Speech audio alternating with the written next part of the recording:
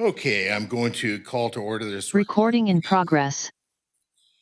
I am going to call to order this regular meeting of council. First, I'd like to respectfully acknowledge that this meeting is taking place in the traditional unceded territories of the Sonawas First Nation. First item on the agenda is adoption agenda. I'll just make that motion that the March 25th, 2026 regular council meeting agenda be adopted with additional information for item 8A and 9A. Is there a second? Second by Councillor Savage. Any discussion? Okay, hearing nothing or seeing nothing, I will move to call in question then. All those in favor and opposed, that is carried unanimously.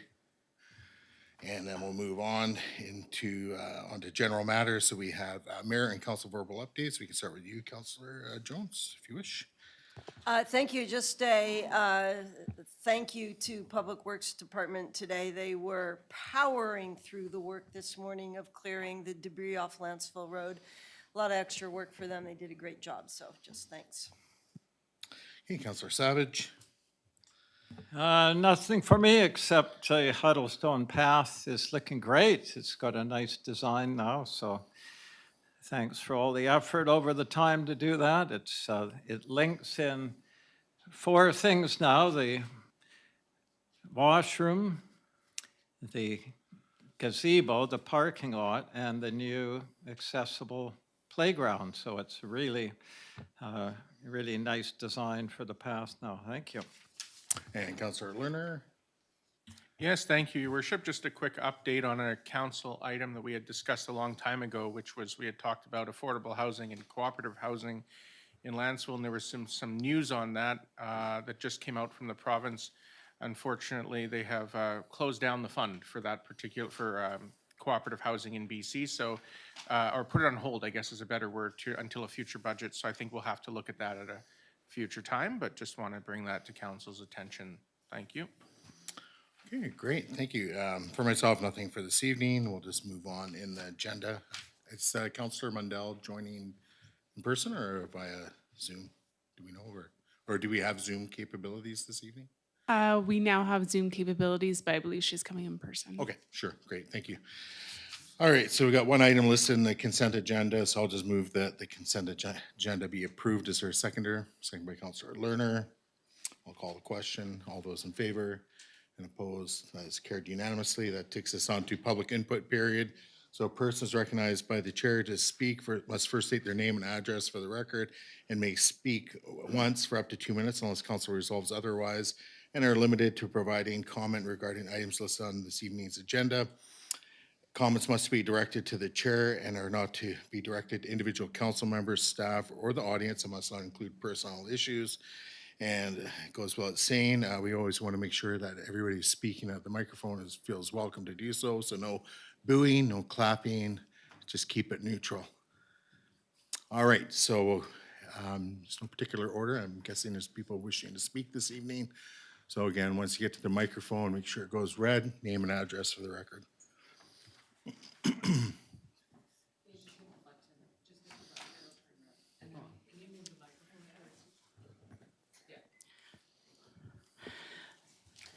Lance Kesselbrock, 7365 Spence's Way. The geotech report for the parkland on Wiles Road was published this morning. As I read through it, I realized it was worthless because the geotech report was done for the Wiles Road property, not the Lantzville property, Lantzville Road property, 7099, where the houses are going to be put. It would have been good if someone would have told that to the geotechnical people doing the report. There was one worthwhile piece of information. The borings that were done show the continuous layer of glacial till. That's important. That would have been useful for the QEP who prepared the RAR, but more importantly, the stream protection and enhancement area calculations. This till makes the groundwater infiltration nearly impossible on the property where the houses are proposed. Therefore, the integrated stormwater management plan won't allow for on-site infiltration. That stormwater is going to, if you try to dig a swimming pool out there, it'll fill up and then it's going to run into Blood Creek. Stormwater will be, if the QEP had this information, the SPEA that he prepared as part of his RAR, it might have reached a different conclusion than the 15-meter setback. In the staff report, it said that McDonald Graver was retained and that the concept plan was developed, in consultation with council. We don't see any CFO cost analysis, no business plan, no staff report. I know I've heard the CAO many a time say that it's council is here for governance and staff is here for operations. All this money that was spent from the infrastructure grant on parkland, Lantzville doesn't need, nor can they afford to look after. It's unfortunate that we're here at this point, but we're not going to fix any roads. We're just going to have more and more parks in Lantzville. Okay, you had 4 seconds to spare. Well done. Additional speakers.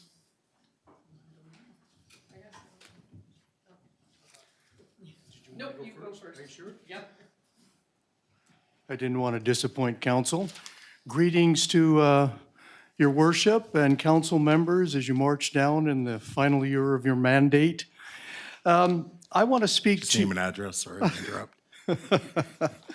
I want to speak to item Name and 9. address for the record, please. Name and address. I know who you are. Oh, I thought But you we knew got to who do I- it for the record. I feel hurt. Will Gesselbrock, what is my address? 7363 Spence's Way, that beautiful area up there. I just wanted to comment on item 9A, Mayor Swain's motion today. I'm glad to see that he's thinking about the folks up in the winds. They need water. Unfortunately, the last go-around on the petition didn't come off, but they need water. I have a couple concerns, though. Mayor Swain sets out very well in his motion that the new cost would be about $7.8 million. Take into account the $5 million and change that's been hanging out there for 5 years, and then approximately another $2,000, which would be the LAS, brings it up to approximately $7.8 million. But as you point out, it's going to cost more than that now. And I don't know when this $9 million estimate was done, but nothing goes down, it only goes up. So here's my concern. Principle. Because you indicate that the additional 1.4 million would be taken from the various reserves that we have, approximately 8 different reserves. Reserves are important. Reserves go towards asset management. We've been in the red for the last 8 years. I don't suspect we're any better at this point, but it's important to have money there. So the principle is this. Is it, as the Musketeers' cry was, one for all and all for one, that all of the taxpayers of Lantzville would be on the hook for paying that additional 1.4 million?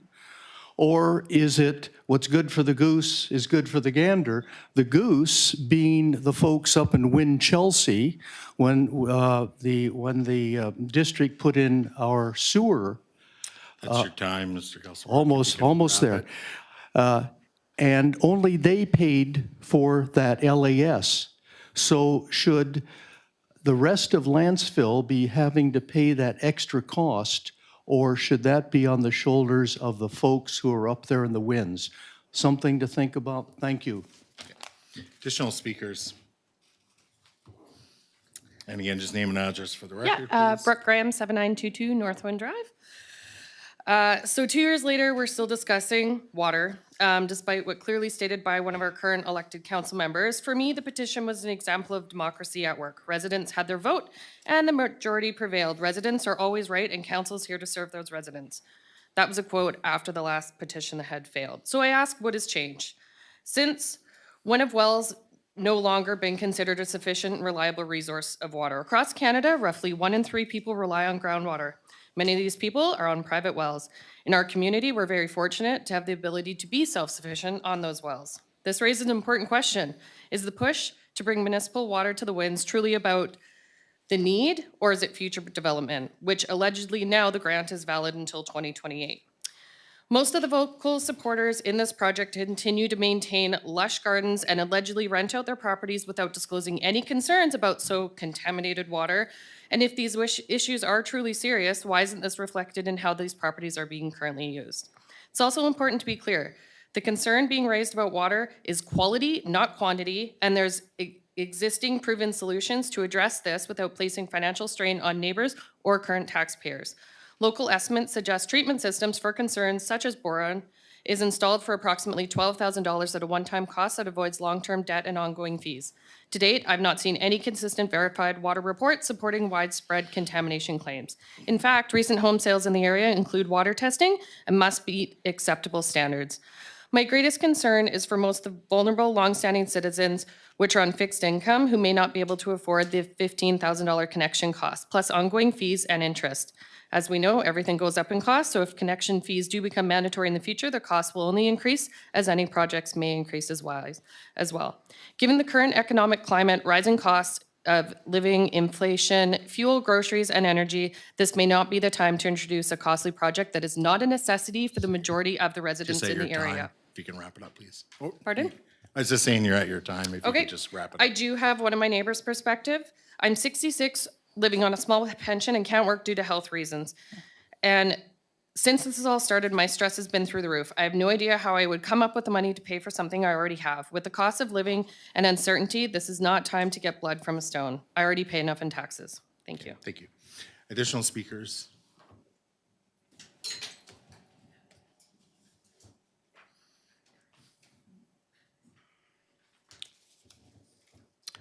Hans Larson, 7010 Owen Road. Mayor and Council, my spouse and I are strongly opposed to the actions that motion 9A would authorize for the following reasons. This is crazy. We still don't fully understand the type and extent of the water situation in the Winds. Millions of tax dollars are proposed to be spent on projects that have basically no real rationale or justification. In my mind, this is no more than shoveling money off the back of a truck, which is too often what government grant programs have become. Remember those pictures of smiling politicians standing in front of a very large cardboard check, with the implication being that they had achieved this for you? Of course, it wasn't their money, but they're more than willing to take the credit. It's become somewhat more sophisticated over the years with news releases and media posts replacing the picture, but what's happened behind the scenes hasn't changed all that much. The unseemly self-serving origin of infrastructure grants such as this was seen as a way of influencing voters or doing favors. First phase, Lantzville collector sewers in 2007 is a prime example of this, where blatant political interference was used in order to defeat a key requirement in the application for almost $6 million. It was a documented minimum 25% septic failure rate versus the actual 7 to 10%. And as they say, the rest is history.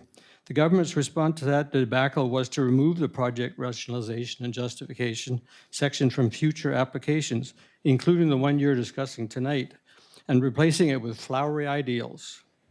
In other words, approving millions of taxpayer dollars in expenditures without a clear understanding of exactly what the problem they are trying to solve is. Then, when people like me began calling them on their lack of fiscal accountability or control, they just simply removed the requirement. I was at a water master plan meeting in 2017 when this specific project was discussed, and I distinctly remember that it was stated and agreed that in order for the district to be able to move forward with this type of infrastructure, we needed everyone to be candid That's your about time, their Mr. Larson, if you situations. can wrap it up, please. Could I kindly ask the indulgence of council? I think I'll need another 2 minutes to finish my presentation. Unfortunately, no, unless council resolves otherwise, because we have not extended other speakers by 2 A minutes. few did go over and I know, but weren't asked on we're it. going over the amount of time we've gone over. And I think don't we see went a over long with- lineup of Sorry, people. please don't So- interrupt. Well, please, Mr. could Larson. you ask council if you can indulge me? Okay, through to council, but now I'm gonna have to invite speakers to come up, but it's through to council if is council resolved to extend the speaker's time. Okay, and part of this council, I'm gonna allow other speakers that did not get that opportunity, if they want to return to the microphone, they can come back. Fair enough. Give me 2 more minutes. Yeah, I will give you 2 more minutes. So go ahead, Mr. Larson. Thank you You've very been much. extended by 2 minutes. Yeah, thank you very much. in order to candidate about their situations, not to the wider community, but to the staff working on the wet water management plan. Or we couldn't determine the most appropriate solutions for those clearly defined problems. That never happened. All that we have after 10 years is one resident-driven survey of 68 out of 141 homes in the Winds. A more complete one was promised but never happened, claiming that 7 homes have contaminated water. 6 homes don't have enough water. 7 homes want improved quality or taste. 8 homes want water with no reasons given. And 40 homes who want improved fire protection and fire hydrants to save money on insurance. But that's now covered by the Lantzville Volunteer Fire Department STSS certification or accreditation. If that is the best information that we have, then we are still not in a position to be spending millions of dollars of somebody else's money on the piping water to the water plan area HW-1. We've had those 10 years to correct the initial failure to consult and update and improve or extend the survey, and that was not done. If Mayor Swain's proposal is passed by this council, then all of the taxpayers of Lantzville will have helped pay for the $9.3 million cost shared among as federal, shared as provincial, and now a troubling new wrinkle, fully as municipal taxpayers, to the tune of almost $1.5 million. That is truly a bridge too far. While we can sympathize with residents if they don't have potable water from their wells, they need to consider options: water treatment systems, haul and pump, etc. And while water is important, the rest of us shouldn't be required to pay for their services. Services would likely increase the value of their properties and bring them a step closer to subdivision ability. I can't imagine that they will be sharing any of those gains with the taxpayers who put up the money that made it possible in the first place. There's winners and losers, those that receive grants and those that pay for them. Don't we have a right to know where we stand? Auditor generals have not done reports as to whether or not taxpayers across the country get back anywhere near what they pay 2 out. minutes, Mr. Larson, if you can wrap it up, please. Okay.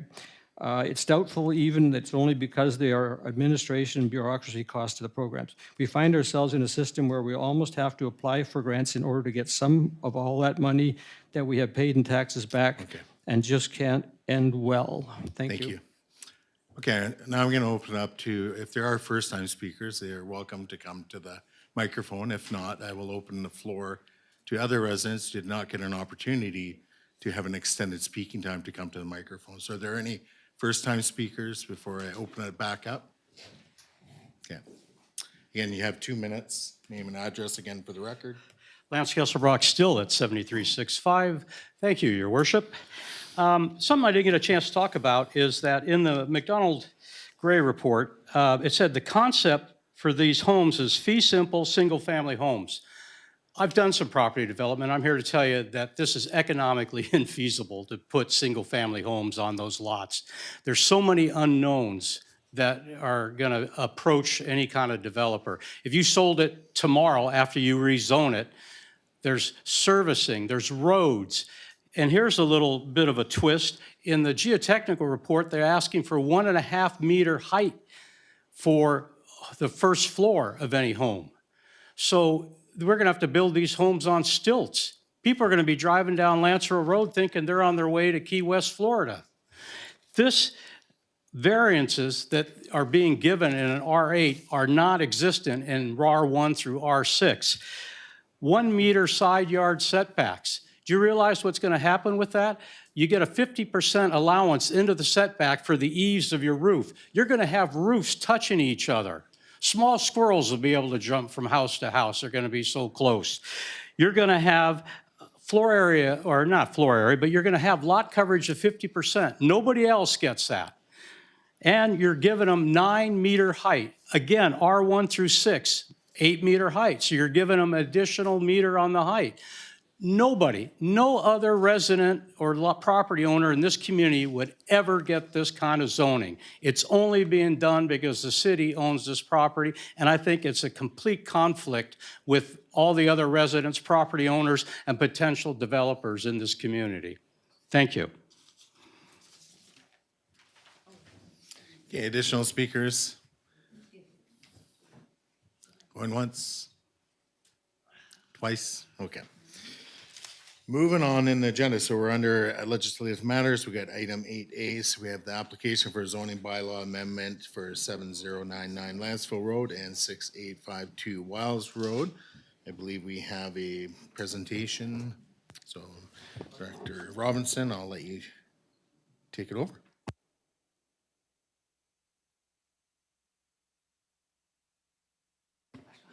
Thank you, Your Worship. I have a very brief presentation, then I'd be happy to answer any questions you may have. Oh, wrong screen.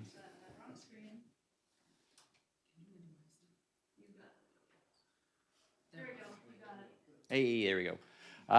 Good evening, Mayor and Council. We're here today talking about a zoning bylaw amendment for 7099 and 6852 Wiles Road. I'm going to briefly walk you through the background materials, but everything is in the report and your agenda tonight. The district has initiated an application to rezone the property from residential 1 to the new residential 6 zone and to the park zone to facilitate the proposed project. It's located here on the corner of Lantzville and Wiles Road at 2 municipally owned lots that also cover a portion of Bloods Creek. The concept plan that is included in the report today indicates a possibility of creation of 7 small lots and the remainder of the site being rezoned as park. The consultant has created a adaptive small lot design template for small lot housing, which is similar to other projects in the region. The zoning bylaw also includes the area that's to be rezoned, so it's the portion on the northwest corner of the site. The remainder of the site is to be rezoned parkland, which represents over 75% of the total parcel areas being rezoned to park. The new R6 zone, which is contained in the bylaw attached to the item today, includes all of the permitted uses. Because water and sewer are both available on Lantzville Road, we do need to accommodate small-scale multi-unit housing options, which requires 4 dwellings per parcel. And so it's basically broken down into different options to get them that 4 dwellings in compliance with provincial legislation. Recommendations tonight include first and second reading of the zoning bylaw amendment, and I'd be happy to answer any questions that you may have. I also have the consultant here in the room who will also be able to answer any questions. Great, thank you for your presentation. Through to council questions. Go ahead, Councillor Savage. Thank you. So the first one, if a buyer approached the district wanting to have a strata plan for this property, for example, small homes within a small lot envelope, among a common strata property, would it be likely that a rezoning would be required? And is there anything that could be added to this zoning to allow for a strata plan such as that? The current zoning contemplates the creation of, I think it's up to 7 small lots for the single family homes that could accommodate a secondary suite. It could be done as a building strata or a bare land strata. If you were thinking about something along the lines of like a cottage court development, that would need to be an additional permitted use. That's typically where you would see something like a building strata. The zoning itself doesn't control like the tenure of ownership, whether it's strata or fee simple. It's set up to accommodate both ownership options within the list of the permitted uses. Oh yeah, so this zoning could accommodate something like that, and if there were tweaking to be done, that could be done by variance or by slight rezoning then? Yeah, a future zoning amendment could accommodate something like that if somebody did come forward if they had that in mind. Similar to any other property, they could make another zoning amendment. If it was a minor thing, like they wanted, for example, a building that had a slightly reduced setback, that would be a variance. But if they wanted to add a new use, that would be a zoning bylaw amendment. Yeah, and the height, I assume the reason for going up to 9 meters versus 8 is to allow for that recommendation of geotech to... Yeah, I'm going to throw that over to Nigel. He can speak to that issue when he comes up as well. But yes, that's my understanding, sir. I'm sorry, what's that? The consultant can probably speak to that a little bit easier than I can, but that is my understanding. Yeah, that's what I would have thought. And the developable area versus the park land, I'm just curious, has that been surveyed yet to define the boundaries? Yes, there is a survey. It actually is underlaid on the concept plan that's attached to your agenda tonight. Yeah, and last question for now, please, is with the land of 6852 Wiles Road, that's outside of the development or the steep slope development permit area. Has that been surveyed, or was that sort of the map that's showing up there? Is that sort of a rough estimate of where that boundary is? Or has it been surveyed to an exact perimeter from The survey is underlaid underneath the plan, so you can see the radius of the steep slope setback area. So there's a tiny corner in the bottom left-hand corner that would be outside the setback area. Yeah, and has that been surveyed, like with pegs and so on, or just estimated? Yeah, Yes. it has, yeah. Nigel's saying Okay. yes. And so that's a fairly accurate replica of what was found, yeah. Okay, Yes, great, that's correct, thank sir. you. Additional questions? Go ahead, Counselor Jones. Yes, a couple, please. On page 31 of the agenda, you have Appendix B, R6 zoning template. And a little further on page 34, you have the residential 6 zone. So there's a difference between the template and the zone. The R6 zone, which you've drawn up, does permit apartment dwelling units, but that's not on the template. Could you just speak to why that is? Of course. So the zoning template that Mr. Gray developed that's in his report, it contemplates allowing multiple secondary suites in a house where we don't currently allow that in Lantzville. So we require a more extensive change to our Lantzville bylaws. Under the small-scale multi-unit housing zoning changes, Bill 44, essentially, to the Local Government Act, we're required to give property owners multiple venues to achieve 4 units a lot if they have both water and sewer. The most generic definition of built form in our existing zoning bylaw is apartments, and that's what's also allowed in a lot of the other R zones. So Mr. Gray and I decided that when we were drafting the finalized bylaw that the apartment use would be appropriate in lieu of allowing multiple secondary suites in a house. Thank you. So there are several other options that are presented here which do comply with Bill 44 in terms of providing options. Is there anything in Bill 44 that says we have to provide apartment dwelling units as options, or is that a council decision? So there is some flexibility in how we determine how those 4 units. For example, there may be, Mr. Gray can probably speak to the feasibility of the development of the parcels better than I could, but for example, council could consider allowing a townhouse, a 4-unit townhouse on the lots instead of a 4-unit apartment. Row housing would not fit on these lots because row housing requires front-oriented dwellings where those townhouses can kind of be stacked. But that's an excellent question for Mr. Gray. So maybe, and I just need to understand this, the other options which are presented under R6, is the problem with those, they're none of them 4 units, and we have to provide one with 4? Because my question was, how many options do we have to provide? And is this a council decision on whether apartments is one of them? Yes, we have to provide multiple pathways for each of the lots to achieve 4 units.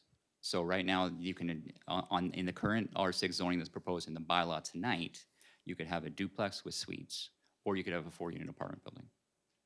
So it still doesn't, sorry, it still doesn't answer my question. It's a yes or no question. Is it a council decision whether or not apartments are one of the provided uses? Yes, it is. We do need to provide multiple options. And we have those already on the Form R6 provided here. The R6 zoning that's before you tonight would comply with Bill 44 requirements, yes. Thank you. Even without the apartments, it still complies? No, you need multiple pathways, which is why some apartments are included. Okay, so you're saying we do have to have the apartment option. You can choose townhouses instead if you would like, Counselor. Thank you. My other question is the template you have up there, 1,700 square feet for floor plate, just for people who may not know completely. Is that total ground floor and second, or is that just ground floor? That would be ground floor. Thank you. Counselor Lerner. Thank you, Your Worship, and thank you for the presentation. I have a few quick questions. I was listening to that discussion, so I just want to make sure I understand. Bill 44 requires us to provide multiple pathways to reach 4 units. This zoning as proposed has 2 options. One is apartments, one is 2 duplexes, each with a suite. Okay, we could replace one of those, so we could remove the apartments and put in townhomes, or we could remove the duplexes and put in townhomes, but we have to have at least 2 options. Okay. That is correct, Counselor. Okay. So then my second question is with regard to the parcel coverage of 50%. It is higher than our other parcel coverage areas. I wonder if you could speak to the reasoning behind that. My understanding, and please correct me if I'm wrong, is that this, in the staff report, it talks about achieving on small lots, housing for seniors and stuff like that, but if you're going to speak to that, it would be much appreciated. Of course, sir. So when the lot gets smaller, you typically have to go with a higher lot coverage in order to accommodate a typically sized dwelling. It impacts the marketability of the lots and the parcels ultimately. Through zoning, you're essentially creating what's called the building envelope, which is a space on the lot where a building could be placed. So that's done through setbacks as well as lot coverage. Since the lots are so small, you typically, with small lot housing developments, you see a larger lot coverage percentile because the lots are smaller, but you still want to have a product that's marketable. May I have sorry, just 2 more questions, if I may, that helped answer my question. One was with regards to the geotechnical, if staff is satisfied that the geotechnical is complete to, it's staff and consultant to do the geotechnical, if you're satisfied that that's been completed satisfactorily on this site. We are satisfied for the purposes of zoning proceeding with the report as is. We will definitely review at the subdivision stage. Typically, when something goes through a zoning bylaw amendment phase, we want to be satisfied at a high level that it's safe to build. Okay. When we get down to the subdivision stage, that's where we get into a bit more detail and our engineers review the geotechnical report and go a bit more back and forth and then refine it further. Great, thank you. And then if I may follow up with my last question, I will note that our zones R1 through R3 all include both townhouse and apartment. And I'm just wondering why in this case apartment was chosen and not townhouse and not both. I'm just wondering if there's a reason for that preference. Mr. Gray perhaps can speak to that.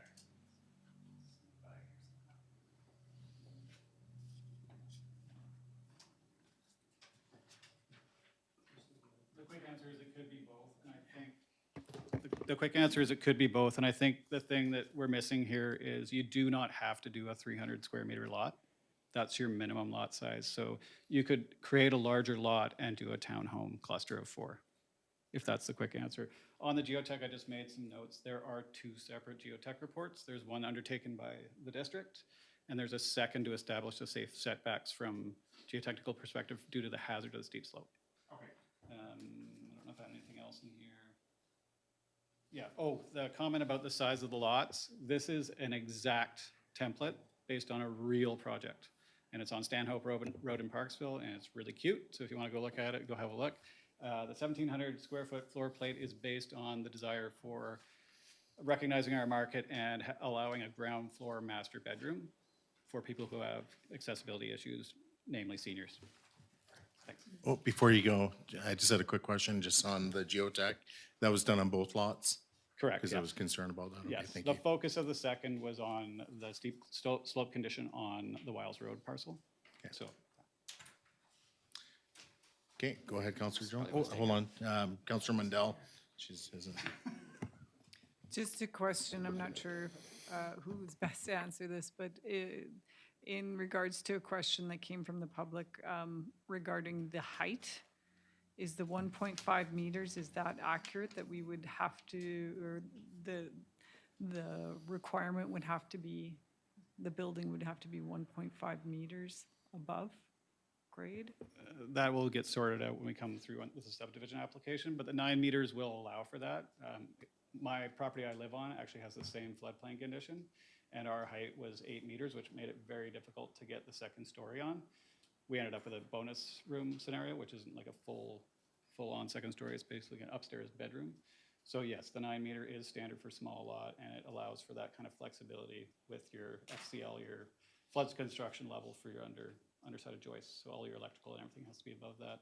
There are other options. You can park under your house, so it's not that big of an issue, the flood construction level. There's lots of design solutions for that is what I'm trying to say. Okay. Yeah. Thank you. Okay, Councillor Jones? Yes, for Nigel, please.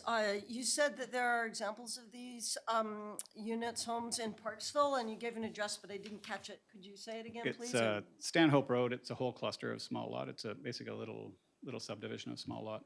Stanhope, Stanhope, Stanhope. thank you. And if you want a list, I'll go back to the office and get a list. There's a number of projects, probably 30.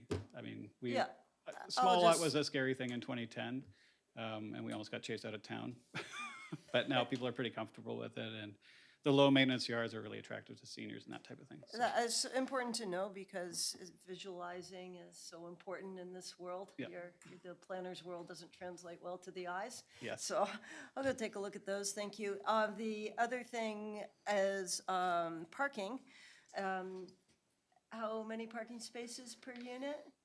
so the proof of concept shows two two-car Both in garage. the garage? Yeah. And is there space in front of the garage for a car, or is there not enough? Not on this one, so if you were going to require space in front of the garage, do tandem parking, you'd have to basically set that portion of the house back to 6 meters. Yeah, that's all I need to know on that. And there was a comment from a resident about the roof and the space between the houses and the squirrels jumping and Well, whatnot. Can you just comment on the Yeah, proximity we have the of answers to roof that lines? too, and this is what we've discovered when you do small lot is, yes, they get closer together, and it's the developer's choice. If they want them to be that close together, they don't have to be. You don't have to build to a 1 meter setback, but if you do, you're putting sprinklers in all the units. So Yep. there's a cost realization to that as well. So, yeah, tested. We know what will happen if they put them too close together. They'll have to pay more money and put a sprinkler system in single-family homes. So you can still walk along the side of your home and run a wheelbarrow along the side of your home if you need That's to. correct, yeah. Thank you very much. Chris? Additional questions?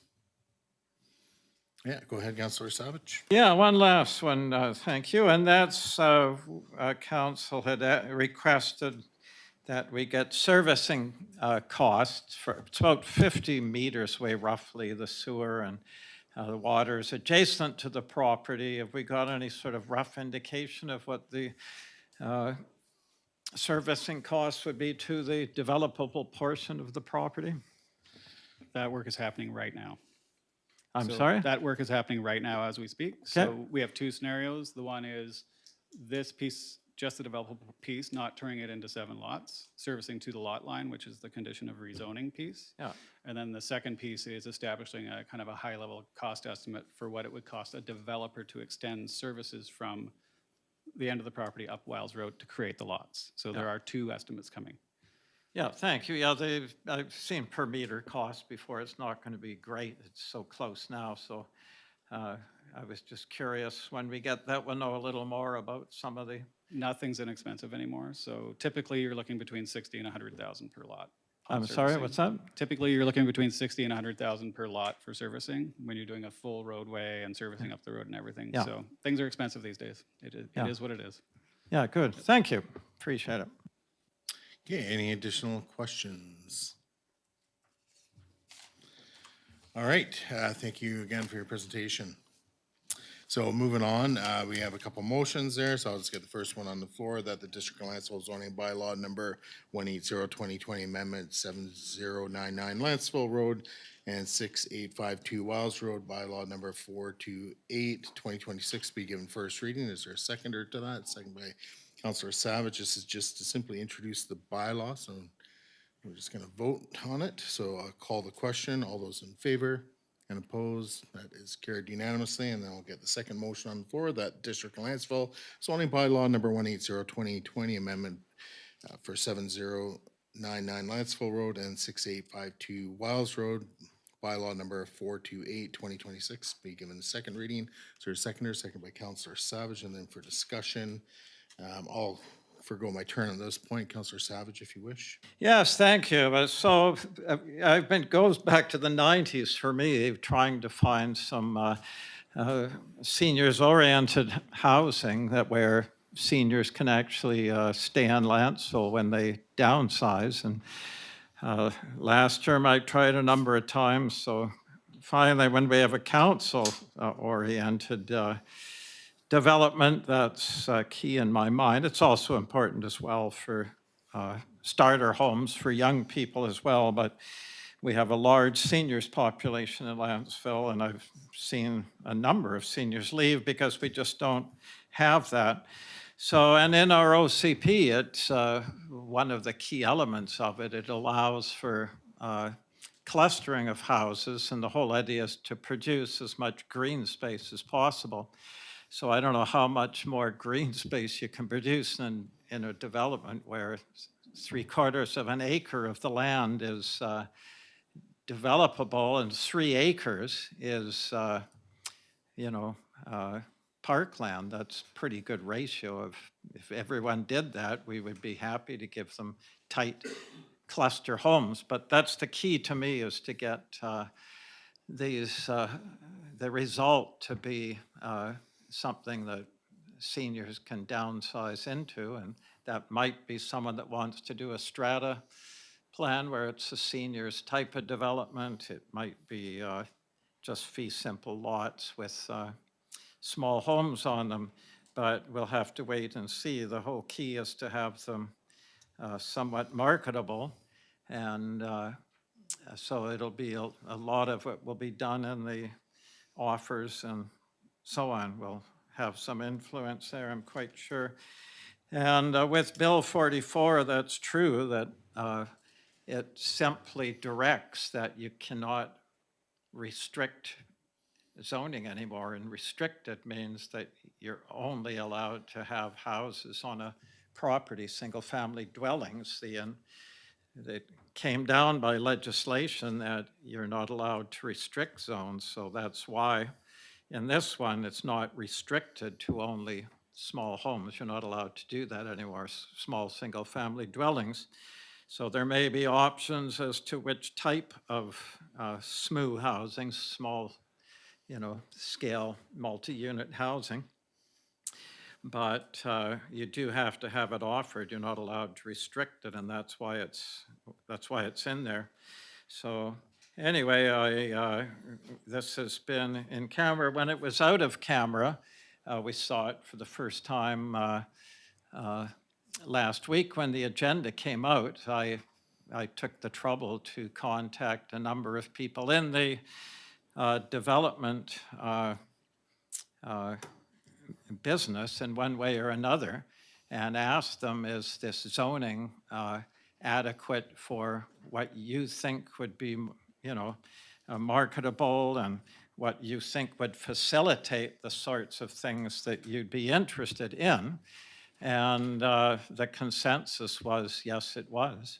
And one person that's a long time in this business spoke highly of McDonald Gray and said they recommend that company to others.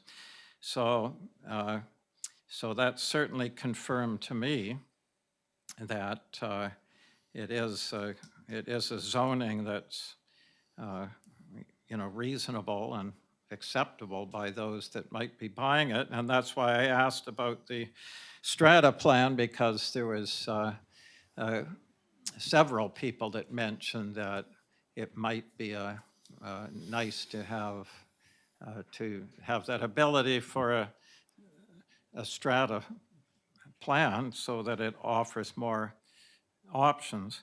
And that's why I asked tonight. So anyway, it seems to cover most of the ground of what we're trying to achieve. And I'm quite pleased that we're finally offering something for seniors after all these years. Plus, we're producing so much parkland, and the difference between parkland and green space is the public is allowed to have access to it for walking and enjoying it. That's the difference. It's a big deal when you create parkland, and I'd like to see as much green space in Lantzville as possible. In the public realm, most of it's private, and it can be here one day, then gone the next. So anyway, I'll fully support this. Thank you. Okay, Councillor Lerner, go ahead. Thank you, Worship. And yes, I will be supporting this. To start with, I'm going back to our press release on August 13th, 2024, when the property was purchased, and we announced to the public what we were looking to accomplish. One was to preserve Lantzville's natural assets through thoughtful development of property that is forward-thinking.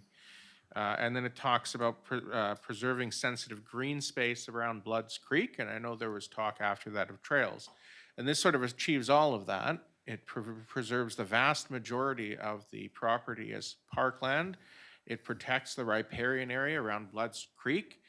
And most importantly, probably, although that, some people might feel otherwise, but I think it's very important to be providing these small lots with the potential for homes for seniors and young families. I always kind of laugh when it's 1,700 square feet is referred to as a small home because my entire house is 1,260, but it's something that I think is a perfect size for a young couple or a senior downsizing or two seniors downsizing. I think it's a good option. I can't tell you how many people are excited for that option in Lantzville, because right now, if you're a senior in Lantzville who wants to downsize, pretty much you're looking at moving to Parksville or Nanaimo or Qualicum. And so having this option here, I think, is really exciting. And best of all, it's something that we can proudly say that we're preserving the park and we're bringing some revenue in, hopefully, for the community. So I think it's a win-win-win. Yes, the SMU housing legislation has kind of made it a little bit more difficult. All of our residential zonings include both townhomes and apartments. Not sure how I feel about 9-meter tall townhomes, so I think the apartment feature might be the correct solution because there can only be 4 of them, but I will defer to the rest of council on that. But as it stands, I'm happy to support it. Thank you. Additional speakers, go ahead, Councilor Mandel. Yeah, I will not be supporting this. My rationale for not supporting this zoning change is that I don't agree with the R6 zoning. I think this is something that's going to set precedent and going to have a fallout. When I was elected, I said that I would be trying to maintain the character of the community as it is. And I feel like this is going against that. And I think this is headed the wrong direction. So as much as, yes, I agree that there is opportunity in our community for a variety of different types of housing, I think this will start to pave the way for all sorts of different styles and higher density and small units coming our way. Is that okay? If that's what the community wants, fine. But that's not what I was hearing when I was on the election trail. People wanted family homes, but not necessarily this type of density. As we've heard, people are concerned about the amount of space even between the units. So I just can't support this R6 zoning, and I feel like it would be going against my principles and what I said that I would be doing for this community, which was to preserve what the development future is for the character that we have now. So I can agree to some extent with some of the rationale, but overall, this is a project that has been challenging for me to get behind, including this zoning. So I will not be supporting it. Okay, additional speakers? I'll speak to it next. So yeah, I'll be speaking in favor of the motion. It's a long time coming. Finally, we're here. We have something in front of the public to present, and I think I like the reference that was given for Stanhope Road and the subdivisions in there. It's amazing where Facebook Marketplace will take you when you are picking up things, and I've been into that neighborhood a couple of times, and sure, it's it's almost the best way I can describe it is it's like a series of laneways and to connect you to all the different homes that are in there. I can tell you firsthand, it is not cluttered. It's quite nice, and I think it appeals to probably people that don't want to have big sprawling properties or yards to maintain. In terms of, who lives there, from what I can tell, it's mixed. You have seniors living there, you have young professionals probably living there. But what it definitely will introduce is when you're looking at land value these days, and even for a small little lot in that subdivision, it's probably still gonna run you at about 225, 250,000. And then these days, and maybe the consultant can speak up if I'm butchering this, but when you're looking at about $300 a square foot to build, a little 1,000-foot bungalow is, it's still gonna run you over $500,000. And that's what affordability is these days. So I think by all estimates, a little home in there is probably gonna start at 650,000. Oh, hold on, I'm getting 800,000, my goodness. And that's creating some cheap land for that to happen on. So yikes, 800, that makes me wanna cry. But I won't do it here, I'll do it on my pillow when I go to sleep tonight. So through the rest of the council, or any other questions, debate, go ahead, Councillor Lerner. Yes, I'll just say that I think it's a point well made about preserving the character of the community. I agree that that is one of the key things that I stand for, and I still stand for that. I actually think that this is a reasonable way to achieve some of the housing that's needed in Lantzville while still preserving the character of the community. And it's fine if others disagree and feel differently. I think that there are certainly things that would not fit in the community, fourplexes, probably certain types of high 6-story buildings, things like that. And some of those things were recommended in the policy manual under the SMU housing legislation, including removing the requirement for 2 parking stalls. And I think this council did a very good job of saying, no, we're going to keep ourselves to 2 stories. We're going to keep our 2 parking stall requirements, and we're not going to start having, fourplexes. But I think that we need to have, we unfortunately are stuck with what the province has dealt us. So I don't think we can't constrict it to one unit houses, although people could build that if they wanted. And maybe that's what'll happen. Someone might build that, but I think that this is a reasonable way of achieving senior style housing and young family housing while still preserving the green space. Certainly, as Councillor Savage said, this is a huge amount of green space for a lot.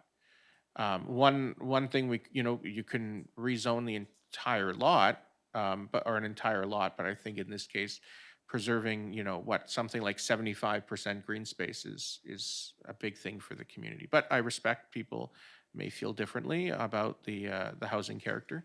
So I'll support it, but this is only second reading. We will still have to go through third reading, and we may hear otherwise in public feedback. Thank you. Go ahead, Councillor Jones. Yes, I just need to ask something a second time because I'm thinking I must have heard incorrectly. So through the chair, if I can have our consultant Nigel clarify. The ground floor only is 1,700 square feet? So 2 stories, it's 3,400 square feet? This is huge. I just don't think of this as downsizing for seniors or entry-level home. Did I get that right? Yeah, so the proof of concept shows a 1,700 square foot floor plate. Yeah. It could be smaller than that. So those lots in the proof of concept are 420 square meters, not 300. Okay. Yeah, so they would be different. If you made a smaller lot, your floor plate could be reduced. So if you weren't designing a home for a senior, which would require 1,500 minimum to do a ground floor master, I mean, you could go down to 1,350, but it starts getting really tight and unlivable. So yeah, you could create a smaller unit if you wanted to, but the proof of concept shows a viable product that we've seen in the market before that works. So, but the design is the first and second story are one home, or is it designed so the second level is a second unit for seniors or entry level? And that's the intent of the gamut of possibilities. It allows different design solutions depending on who picks this up to run with it. Yeah. Thank you. Councillor Savage, I saw your hand come up. Yes, thank you. So the next step is to get a realtor to handle the sale.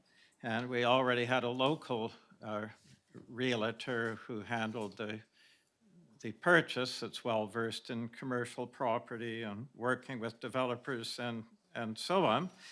And that would certainly be my preference, so I could refer any inquiries. I think it's important that we channel any inquiries from this point on to realtors and so on. And is it possible through chair to staff to get the same realtor who's well-versed in the property to, and would you agree it's now time to hire the person, a person to handle the sale? That's operations and we don't single source, so we'd have to talk about it with staff and council, I think, on this agenda just needs to approve the zoning and then we have to talk about it with staff regarding how and who to get. So can't really have this conversation right now.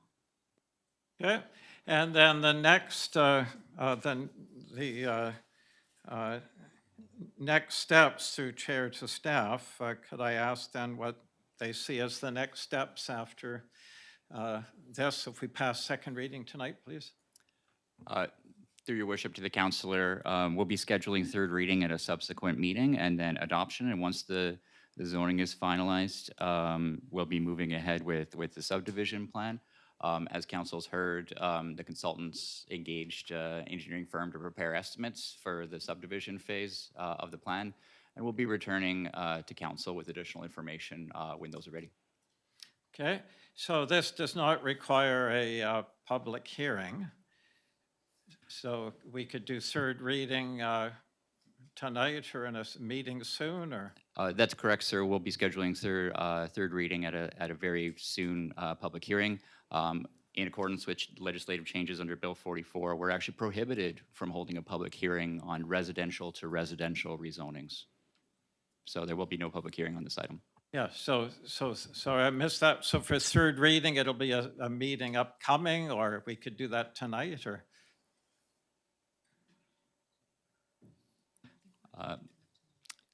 We may be able to do third reading tonight. It's standard process that we do first and second reading at one meeting, and then we do third, and we could bundle third and adoption at a subsequent meeting, but we have to have one clear day. Yeah. Oh, third and fourth, yeah, that's what it is, sorry. So yes, you're right, councillor. We could do third reading tonight and schedule adoption at the following meeting if you wanted to do it that way. Yeah, so it would be an upcoming meeting, maybe even the next one, and then adoption after that, because we don't need the public hearing then. That's correct, and that's how staff have tentatively scheduled it, is tonight we're doing first and second. At the next council meeting, you'll do third reading, and at the council meeting after that, because we have to have one clear day between third and adoption, you'll be adopting the bylaws. Okay, so any inquiries, then you would be handling the planning department at this point, or? In consultation with our consultants. I'm sorry? Yes, you can pass them along to me, sir. Okay. Councillor Jones, yeah. Yeah, I've just been, listening to the discussion going around the table, and I have to respect what Councillor Mundell has said, that given the current climate we're in with Bill 44, if we adopt an R6 zoning such as this, it is something which is very much out there for developers to do all over Lantzville. And that, for me, is not in keeping with character of the community and the way that I'm thinking the community would like to develop. What can we do about this now without, delaying things? We heard our consultant say that it's 1,700 square feet on one floor. And that for seniors, he doesn't recommend going down below, I think he said 1,350. If we went down to 1,350, and that's plenty, Councillor Lerner said he lives in a home of 1,260, was it? I've seen that home, it feels plenty spacious. I would even go down to 1,200 for seniors and entry level. But anyway, if we downsize the floor area of the units, we could get more space around the unit, so you've got a little more than a meter before you're staring at your neighbor's fence or looking straight into their window.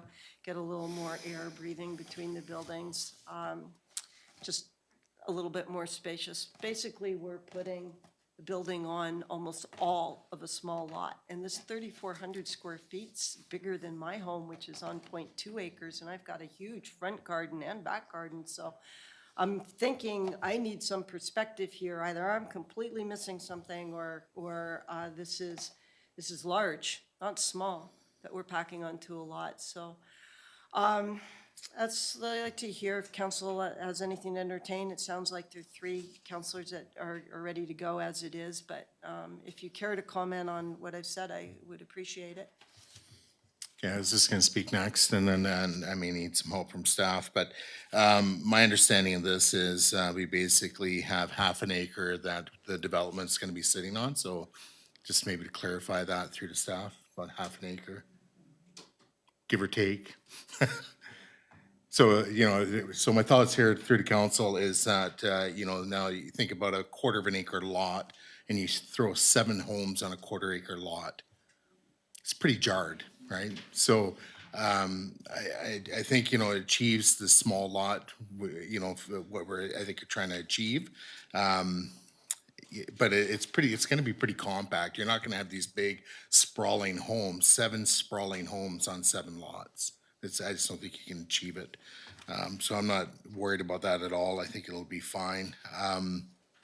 Other than that, I really don't have too many concerns. I think really in terms of the subdivision piece, what I was hoping staff could do is maybe just explain the options for subdivision, as opposed to us doing, or in relation to us doing just one singular lot for sale, or versus preparing 7 individual lots for sale. If staff can maybe speak to that, or are we gonna have options on those?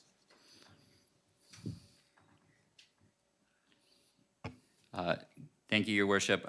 So the developable portion of the site is roughly 3/4 of an acre. I just flipping through my report to make sure I got the right numbers for you here. The total site is just under 3.8 acres. So 3/4 of an acre of it is developable. And just to answer your question about process, so we're working with the engineer consultants to determine the servicing report.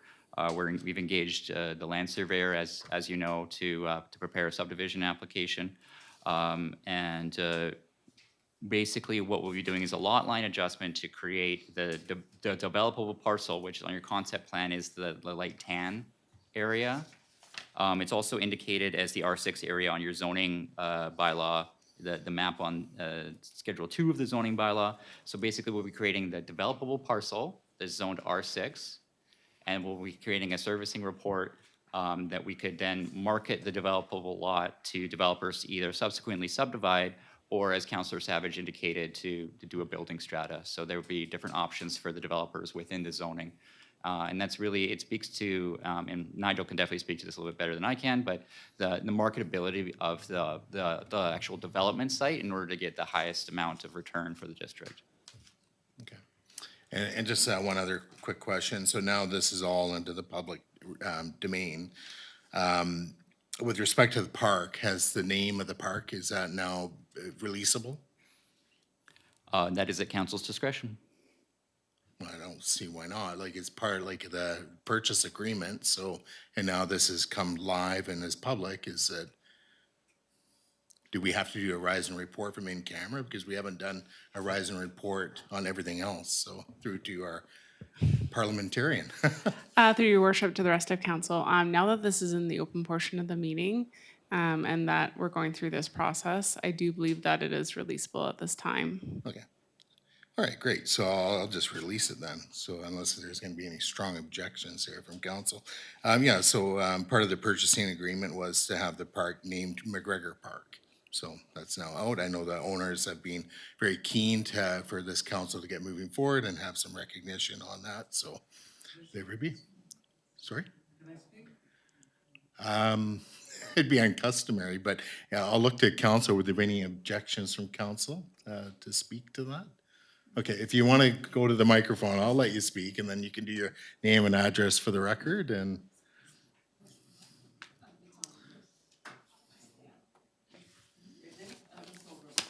Silver, okay? I thought I recognized you. This is my first council meeting, and I was a long-term Lantzville resident since I went to school at City School. My parents were here for 1948, John and Elizabeth Greger, and it gives me great pleasure to thank you for naming the park after them. And so my name's Jessica Antosh. I was a McGregor, and John and Elizabeth had their house down on Dickinson and the corner. It's still there since they built it in 1948. And thank you again to everybody and the council and the village of Lantzville for doing this. Thank you for your words. Thank you, and thank you for letting me speak. Yeah, no, not a problem. Yeah, the last time we spoke, we were sitting side by side at the getting our haircuts. It's uncanny. Go ahead, Councillor Lerner. Thank you, Your Worship. There was a question around the council table just about what different councillors felt about size of houses. My understanding is that we don't, it's up to the builder what they build, but we set the parcel coverage. And in this case, I think we're looking at 50%. So I don't think it would cover the whole parcel or be monstrous. I think it's 50%. If someone chose to build just one house for one single family, I guess they could do 1,700 on 2 floors. But if they decide to do, let's say, a duplex, it would be split between that. Or if they decided to do seniors accessible housing on the bottom and a family up top, right, that would be the 2 stories. So I would note that when I look at R3, for example, in our zoning, it maintains the same rear setback of 3 meters for a carriage house is here for any, it says any structure, 3 meters, so we've got that. The exterior side is actually higher on this setback. It's 3 meters in R3 for primary and carriage houses and secondary structure, where here it's 3.5. The only thing that's slightly smaller is front goes from 6 to 4.5, and the interior side is smaller because of where the lots are. So I don't have a particular problem. I think that it's well thought out. The fence is the same limitation. The secondary structure is actually, R3 actually it's the same, 6 meters. So I think it's very similar. I don't have a big problem with this. If anyone wants to rezone into something, anyone can propose any zoning. And then it's up to council whether we approve it or not. So I don't see a risk in doing this. I think it's actually keeping very much within the framework of the neighborhood and of the community. But again, I respect everyone's thoughts on that. Okay, Councillor Jones. Yeah, thank you for speaking to that, Councillor Lerner. Through the chair to Director Robinson for council's benefit and everyone listening, could you please clarify the new regulations with respect to green space? Because one thing about this property, which is excellent, is the amount of green space we're getting. So we really are doing density in exchange for green space. That's the way I think we would have looked at it prior to Bill 44. If we'd received an application for this kind of density, we would be looking for further green space and amenities in exchange. So I feel that we tick that box, but my concern is, are we allowed to require that box to be ticked in the future? This R6 zoning doesn't say anything about green space. Is that no longer a part of a zoning requirement? Through your worship to council. So in this particular circumstance, the park that's being created is 3 acres. It's 1.2 hectares. It's actually a very, very large park considering the total developments, the 2 parcels together. You're getting a very good sized park. From an environmental perspective, it's an excellent place to secure parkland because you're protecting that Bloods Creek riparian corridor in perpetuity. It's an excellent place to put parkland, and it's a really park is the highest level of protection that we can instill over our riparian zones. So from an environmental perspective, I think it definitely checks that box. The subdivision policy is largely set in our OCP. So when we would get an inquiry, for example, if we got an inquiry for a parcel this size, we would, at an early stage, staff would refer the applicant to the OCP. Are there area-specific policies in place that are asking for a higher portion of parkland? You know, council's made it very clear through your strategic priorities that acquisition of as much parkland as possible is a strategic priority for this council. So whenever we get a development inquiry or just somebody asking about what they can do with their property, it's always, staff are always pointing folks in those directions. And then generally they take that away and then come back and say, okay, well, we've come up with X, Y, Z for parkland, which is why in some recent rezoning applications for multi-lot development, you've seen larger parkland than I would say would be traditionally be provided in Lantzville, is because council set those as priorities. So again, OCP and like other strategic policies that council sets are really kind of guiding those kind of things in an early stage. Staff have been very clear with property owners, you know, if you're interested in coming forward with a plan or something like that, you know, parkland is a priority, environmental protection is a priority, so consider those when you're developing your plans. Thank you for that, Director Robinson. So a priority isn't the same as a requirement, and my concern here is this. This particular application, I think, is excellent, and I agree completely with the rest of council and with our staff that the amount of parkland we're getting and protected riparian area is not only huge, but it's a very key part of Lantzville. This is Bloods Creek. It's extremely important to protect it. My concern is that if we have an R6 zoning out there, could say, if I wanted to come to you, Director Robinson, tomorrow and say, I've got this amount of land and I'd like to put 7 units on it or with R6 zoning, would I be permitted to do that? To your worship, to the councillor, I point you, same way I point everybody else, to OCP section 8.5.3, which talks about density bonusing, averaging, and clustering, or OCP section 12.2, climate change and reducing greenhouse gas emissions. So there's a number of policies in the OCP that are already directing council when you're considering rezoning and development applications about these kinds of things. And these are policies that are set in the OCP bylaw. So these, we're already doing this and we're already asking for this. Again, council has discretion over zoning. So if somebody came in tomorrow and said, I want to rezone my 5-acre lot entirely to R6 and provide no parkland, I would expect council would turn that down. But you have the discretion over zoning control when somebody makes an application to change their land. It's guided, those decisions are always guided by the OCP. So that's what staff are always guiding, pushing people to review. Look at the OCP. Look at the community character elements. Look at the parkland provisions that are in the OCP. Look at the council's strategic priorities. These are all elements that are established in policy, which are established in bylaw. So even though the R6 zone itself does not have a parkland requirement, that's very typical because you're only going to be applying a portion of that R6 zone to a site. So again, council retains final discretion over zoning changes and because they're a local bylaw. And you have reference to strong environmental protections in your OCP, which are guiding those rezoning decisions. So I hope that's helpful. Thank you. So through to the rest of council, this is the predicament I find myself in, and you know, it's our province that has brought this upon us for sure. Our OCP doesn't have, to my knowledge, strong language on these things. And that's a problem. We've encountered that with forming character, with DPA 8 and 10 and several things that the language has been weak, and therefore, as Director Robinson says, many of these decisions are up to the will of council.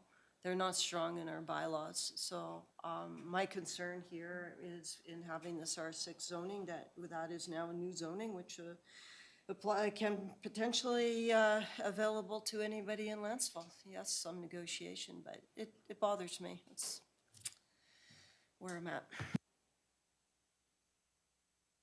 Thank you. These are excellent points. I still support the motion, but my suggestion would be to strengthen the language in the OCP because it wouldn't necessarily be in the zoning, it would be in the OCP.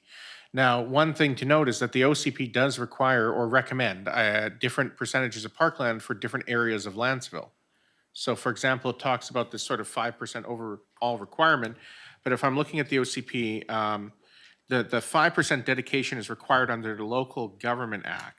But when I go to, for example, I'm just trying to pull it up here, some of the future study areas, it talks about one of them with like 29%, right? So I think it depends what area of Lantzville it's in.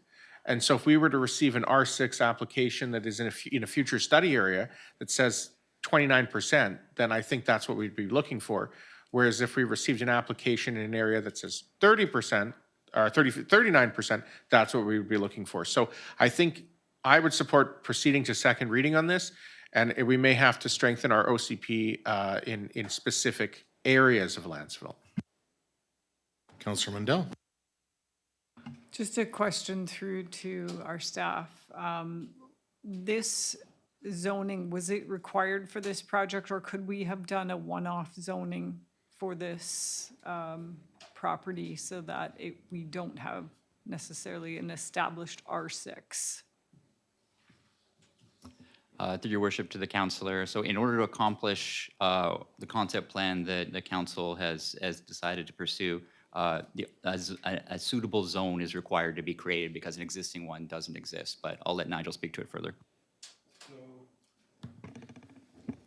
I just want to be clear that I treated you like I would any developer. So when we generated this plan, we looked at your policies, and that clustering approach is in your policy. So I think the fear of creating a precedent is not a bad one, because the precedent you've created is that if somebody wants to achieve this density, you got to be looking at giving up a good portion of your property as green space or park dedications to the municipality. So I think in terms of creating a precedent, we're not saying bring in your property, you could turn the whole thing into a small lot residential. Bring in your property, but understand you're going to have to cluster and you're going to have to preserve a good deal of green space to achieve this particular market product. So I think that's the precedence that Lantzville is setting, and it's a very good one, because you're dedicating a ton of the property area as green space and park. And so anybody coming in after, you set a very high bar on what the expectation of the community is to achieve this kind of clustered density and have that kind of buffering between other properties. So hopefully that clears things up. So your policies are strong. You could make them stronger, but by reading through them, this is what I came to, is that this is the expectation, not that the whole lot would be developed. Thank you. Councillor Savage. Yeah, the key to this is that because most of the residential property in Lantzville is zoned R1, that's all you're entitled to is R1 half-acre lot with, because of Bill 44, you're allowed, when you have sewer and water, to put 4 units on that half-acre. So that's why this zone for this particular lot doesn't go any further than this property. And no one's entitled to this. They have to go through a rezoning process where we're perfectly, the council at the time can turn it down and just say, well, that property that did that gave, you know, so much parkland, and so it doesn't set a precedent for that. And even without this R6, it's not stopping anyone with vacant property from applying for rezoning, the same as R6. You're able to apply for anything you want, and council has the ability to turn it down. So the only rights in Lantzville on the mostly R1 residential land is 4 units per half acre with sewer and water. So this doesn't change that. This doesn't increase that. And the other thing is that because I talked to a number of people in the development business about this zoning, and I heard without exception from each one that this was the best use for Lantzville, to have small homes on small lots. That's how they all viewed it. So I think the likelihood of getting someone, that's why I brought up the realtor. It's important that you know, the realtor can target buyers that are interested in doing that, and not buyers we know nothing about that want to come in and put as much density on each lot as possible. So, and plus I've heard of others that thought another good use would be a strata, one where it's all uniform and planned, the types of housing and geared around seniors. So we'll have to wait and see, but that's important that we can target such people as buyers. So thank you. Okay, my only real closing thoughts on this, again, fully support it. One of the main drivers behind acquiring these properties was the, preserving the parkland and that little corridor along Bloods Creek. That was first and foremost the most important part of this acquisition. And then, how do we pay for it all? Well, this is through the development piece. So, yeah, this is, I think, an excellent move on council's behalf. And we just need to get moving forward a little bit further on it so we can get it to market. So without further ado, unless there's anything else, I'm going to call the question. Okay, all those in favor and opposed, noting Councillor Mundell's opposed, and then Councillor Savage, did you want to do third reading? That is in order if you want to, or it's going to be done over the next 2 meetings, so it will be adopted in a month from now. Oh, I see. All right. Well, if we could do third reading now, then I'll just question through to staff. Is that going to foul up, if we do third reading tonight, is that going to foul up any subdivision process and so on? Okay. No, sir, you can proceed with third reading tonight if you wish. Yeah, okay, thank you. All right, in that case, then, that District of Lantzville zoning bylaw number 180-2020, Amendment 7099 Lantzville Road and 6852 Wiles Road bylaw number 428-2026 be given third reading. Okay, I'll second that, and then for discussion, anything further? Hearing nothing, I'll call the question. All those in favor and opposed, when Councilor Mandel is opposed, it carries. All right, so that takes us on to 8B. So we have the District of Lantzville miscellaneous fees and charges bylaw number 26, 2004 amendment for water, sewer, garbage, recyclables, and food waste rates bylaw 427, 2026. Director Spola, is there anything further to introduce this with? If it's nothing, that's fine. No? No, there's nothing further. Okay, thank you. All right, so I'll just get the motion on the floor. The District of Lantzville miscellaneous fees and charges bylaw number 26, 2024, or sorry, 24, or amendments for sewer, water, garbage, recyclables, and food waste rates bylaw 427, 2026 be adopted. Second by Councillor Lerner, and we'll move to calling a question. All those in favor and opposed, that's carried unanimously. That takes us on to item 9A. So this is the Wynn's motion. This is my motion, so I'll just get started on reading it. Yeah, I guess I have to read the whole thing. That council directs staff to proceed with initiating the petition against process for the construction of a water service in the Wynn's, subject to the following conditions being confirmed.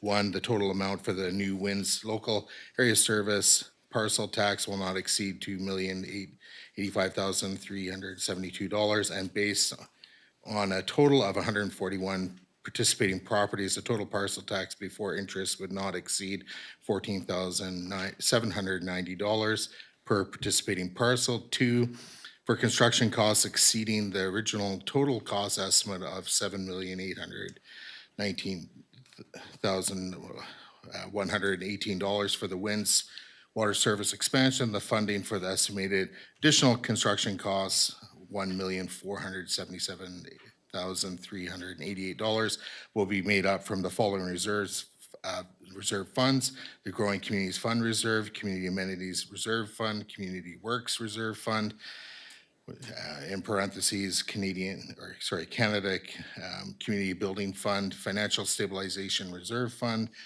Community Water Expansion Reserve Fund, One-Time Project Reserve Fund, Water DCC Fund, and Accumulated General Operating Surplus Reserve Fund. Original cost construction estimate, $5,733,746 grant, plus the $2,085,375 local area service, for a total of $7,819,118, based on the new estimate cost being $9.296506 million. There is an additional balance of $1,477,388. 3, participating properties will have the option to connect to the municipal water system and will be able to continue using their wells, subject to the confirmation by the district in Lantzville that a check valve backflow preventer assembly has been installed. A, if no connection is made, property owners must pay yearly both the municipal water parcel tax, $355 per year, plus the WINS local area service parcel tax of $14,790 over a borrowing period of 30 years plus interest. And B, water service in the WINS will provide fire hydrants that may reduce home insurance costs. Seconded by Councillor Savage. Discussion, I'll say a glass of water after that. So, yeah, we obviously heard from a few people this evening during the public input period about their concerns regarding this. There's, you know, I could probably speak for hours on this, but there's a long-standing history, so through the council, a long-standing history of bringing water to the WINS. This is before my time on council. This goes back to the, I believe, the 2011 to 2014, sorry, council with Jack DeJong as the mayor and actually getting together an actual agreement for the Lantzville and Nanaimo water agreement. So why did that come about? And who were the players of the day and so forth. So largely in part that came about because there's a group of residents in the WINS for I don't know how many years now that have been wanting to have water service to their area. Back in the day, our now MLA, George Anderson, was fairly instrumental on the Nanaimo side of things because he was a councillor in bringing that deal together. In 2014, Jack DeJong did sign on behalf of Lantzville, the Nanaimo-Lantzville water agreement. Again, why did this happen? Why is there a section of the map that is specifically outlined for the WINS? It's because there's been a long-standing history of water being requested by the residents in the WINS. Maybe not all, but there has been. When I came into the picture in 2015, I, along with a group of residents up there, did go around and survey. Did we get everybody? No, we didn't. But the reason why that actually happened is because there's been this long-standing history in Lantzville that people don't have the notion that nobody really has a problem up there. And so we took it upon ourselves to try and gather as much evidence to bring forward to the council today to actually, you know, are we going to do something about this, not do this, do something about it? Are we going to believe the people up there or not believe them? How are we going to move forward? I know there's always been this undertone that, you know, the only reason this is happening is for development. You know, I think you could bring the developers into this room and I could say with pretty good certainty, they're not a fan of me. So I can tell you that right now, and I'm not receiving any bags of money from these developers to bring water to the WINS. I've solely got into this to bring water, you know, as best as I could, along with other councillors and other councils to the WINS. You know, we're in the business of bringing services to people, and part of that is, you know, going through this. And if anything, all this does tonight is actually keeps the discussion going. Then that's great. Mission accomplished, I suppose. But you know, we do have an application that will be going to public hearing on April 22nd for the Gee property, and ultimately, if that does go through, then this is all moot. Doesn't matter. But the reality is we've received a lot of opposition for that application. I don't know how it's going to go. I know I haven't decided for myself. I know other councillors are keeping it close to their chests how they're going to decide on it. We also have to have a public hearing before we decide on it. But ultimately, I'm all about making you know, planning and having plans in case things fall through. And how did the GCAP application even become before us? And it's because that was a backup plan. Wasn't the favorable one because we were waiting on grants and stuff. So it's like, how do we move forward? And then we get a grant, and then it's like, well, it's too much. So is there any way of, you know, offsetting the cost? Well, development has always been identified as a helper. We went through the whole process of developing a water master plan. We've gone through so much consultation with the community, but yet we hear at the 11th hour that people are, you know, don't want this. The only way we can democratically find out if people want this is to go back to another local area service if it's required. Now, what's different this time around? Well, the dollar amount is different this time. So instead of being $25,000 and change, it's now $14,000 and change for the local area service contribution. So that is a significant change. It's not zero, as what would happen if the Gee property is rezoned, but at the end of the day, it is a significant change. Other significant change, and this is subject to provincial approval, is whether or not people do have to connect. The first time, or the first go around with the local air services council knows, it was mandatory hookup. What I'm calling for here is not mandatory hookup. That is a substantial difference. So that alone it's not putting lipstick on a pig. This is switching out the pig and just starting over again. So there's two main changes that are occurring here.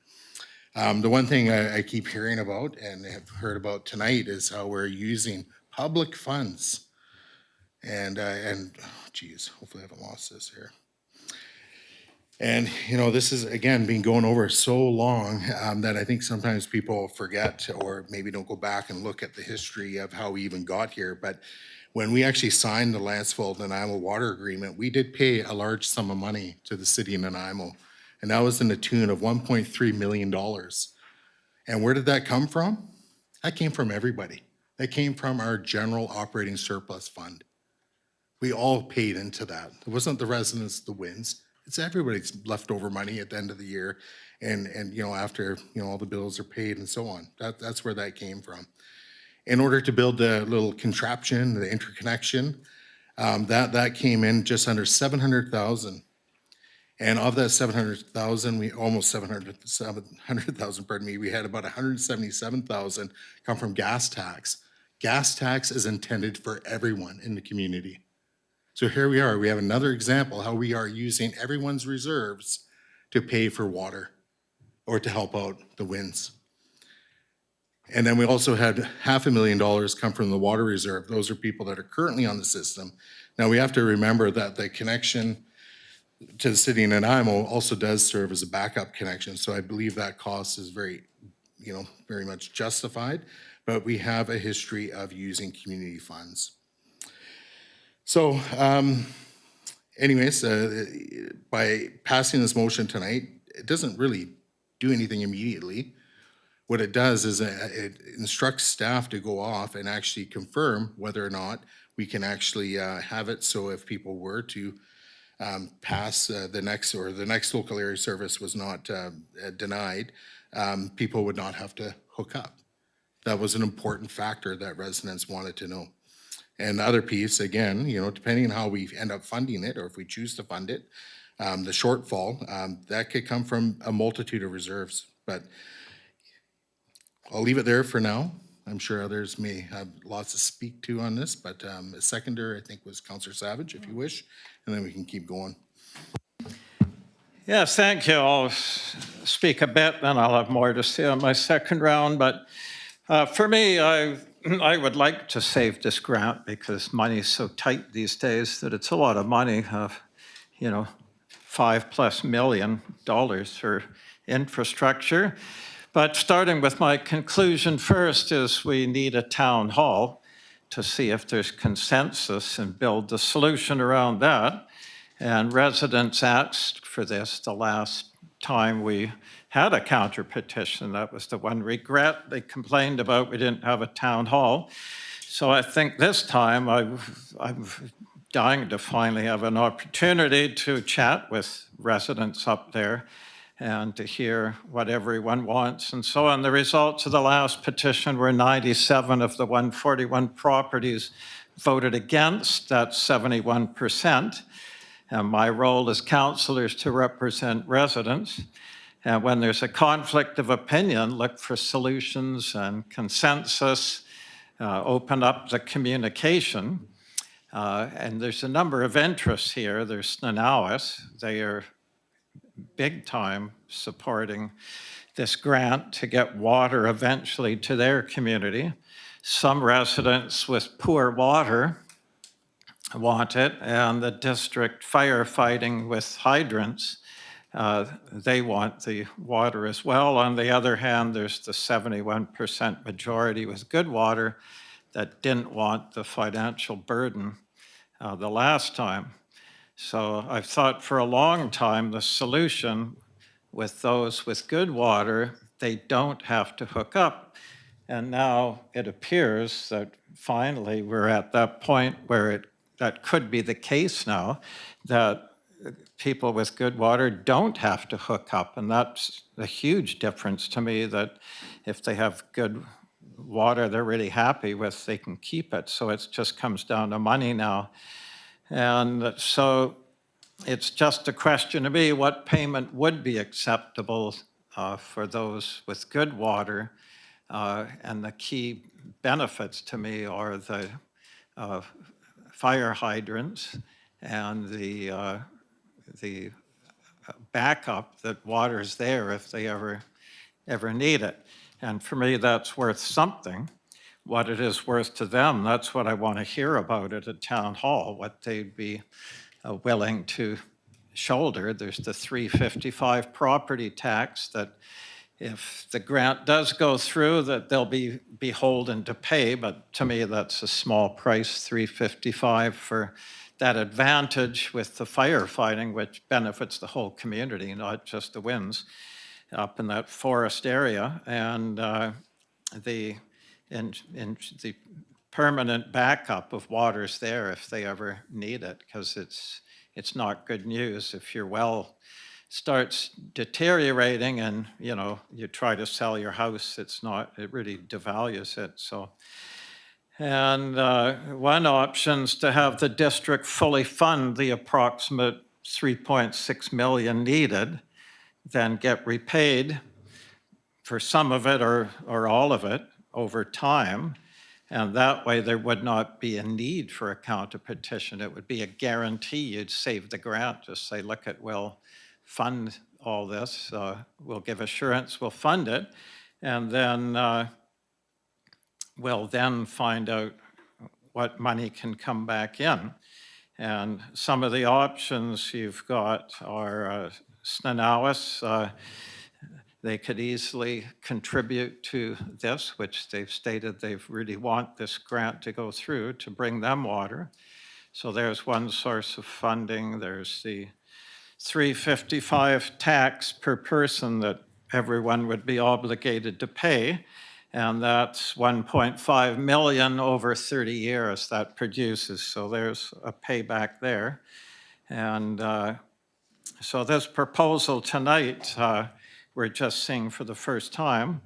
And that's why I really think a town hall would be good to see what people think, what would work for them in terms of amount and so on. And I worked it out with, if this went through, then everyone would be obligated to pay the 355 tax, parcel tax, plus around 859 per year. That's a total of 1,214 for each property every year. And that would pay back $2,085,000 over 30 years. And the balance of 1.477 million would be paid by the district. But if the district paid 90% of the funding, it would leave each property 147 annual payment plus the 355 parcel tax, total 502. So in other words, there's different formulas we can look at here. And it's just a question of what's the right formula where the majority would think it's worth it saving the grant.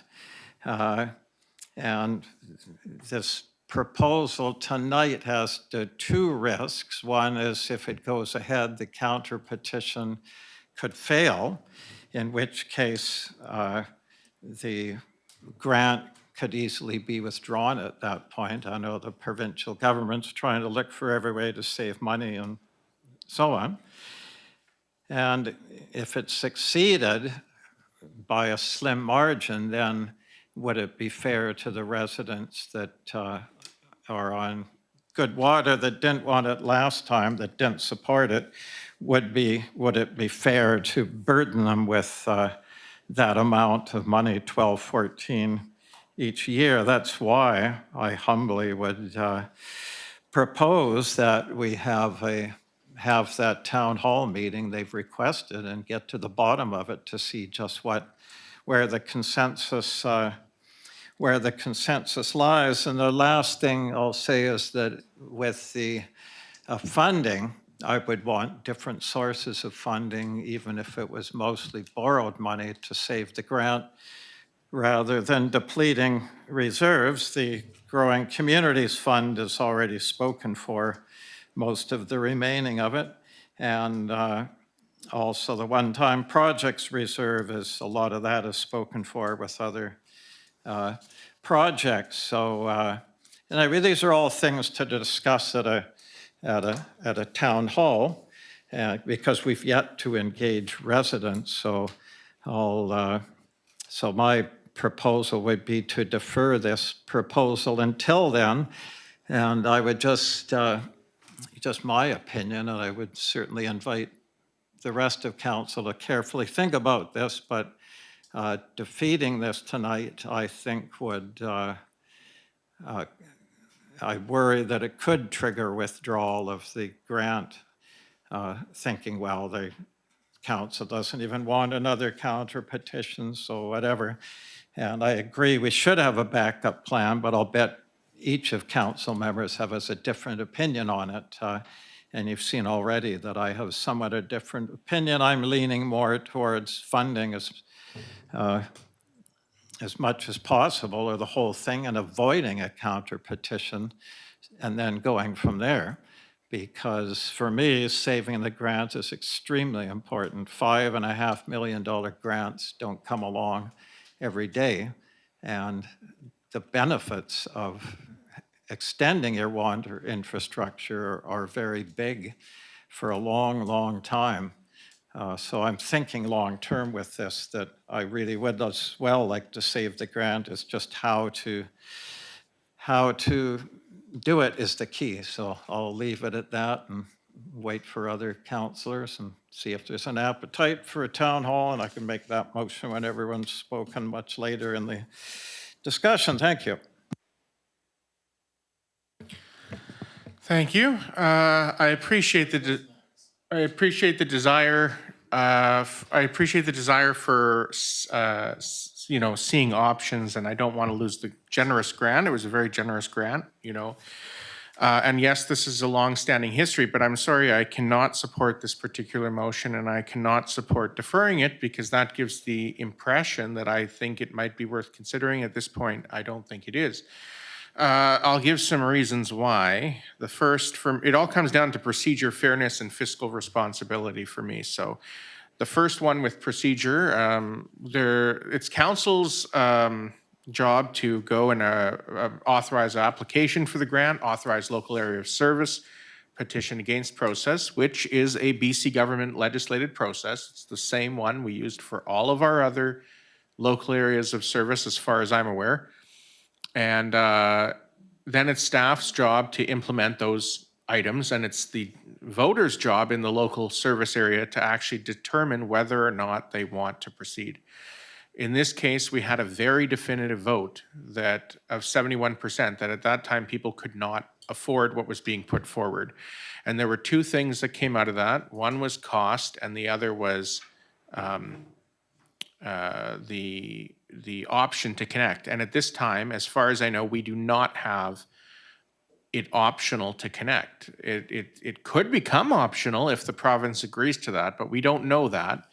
And I don't think that it's necessarily fair to pass a motion that could frighten a lot of people that we're going down a path without that particular knowledge. The next thing I would say is I respectfully disagree that the cost would necessarily change, because that was a Class D estimate, which has a very large swing. And it was taken, I think, 2 years ago now. And the inflation rate since then is probably 12 or 15% at least. So at most, 1.477 million would just cover the cost of inflation. I don't think it's going to keep I don't think it's going to reduce cost. I respect the idea of maybe avoiding a counter petition. I don't think we can, because people will, no matter what, they'll have to do a local area of service vote, because they will have to pay a connection fee to Nanaimo if connection is not optional. So if connection is not optional, plus they'll have to pay the parcel tax, of water parcel tax that they pay every year. So I think no matter what, could be wrong about this, but we would have to have a counter petition vote. The second item for me is fairness to and that includes the rest of Lantzville. You know, I'll get into the reserves in a second, but I agree with Mayor Swain that reserve money was used to pay for parts of the water servicing, including the connection. But that Nanaimo water connection is potentially available to very large areas of Lantzville. We look at the long-term care home is made possible by that. I don't think, I know that the Winds was one neighborhood in that, but you look at the other water areas and sewer areas, they were not subsidized by other grants. The whole system was, but not those individual neighborhoods. And so when we get into taking $1.5 million out of reserves, my concern is multifaceted. The one-time project reserve, I mean, that is something that is supposed to support many projects. We've already voted to consider everything from the Legion Plaza to the north side of Lantzville Road to Lavender Road End, and all of those are one-time project things that was discussed. The tax stabilization reserve is supposed to cover election expenses, but also be our savings fund for when we hit that 5,000 population, and we still have a long way to go in saving that up. And finally, the growing community fund. We've been looking at community use building B, and that could be a $1 to $2 million project to turn that into something useful, citing the safety concerns that currently exist. And that equates to about 44 or 45% of our annual tax requisition to take $1.5 million. So to replenish those reserves would take at least a decade, I think. So I really don't know. Now, what I could support is a town hall vote. I would not support deferring this motion. I think it should be defeated. But if, as a follow-up motion, we want to have a town hall for the Winds, I think that's a good idea. I support them in general. Just to be clear, I don't want to speak for the previous council because I wasn't on council at that time. But when this original application was voted to be made, there was a vote. And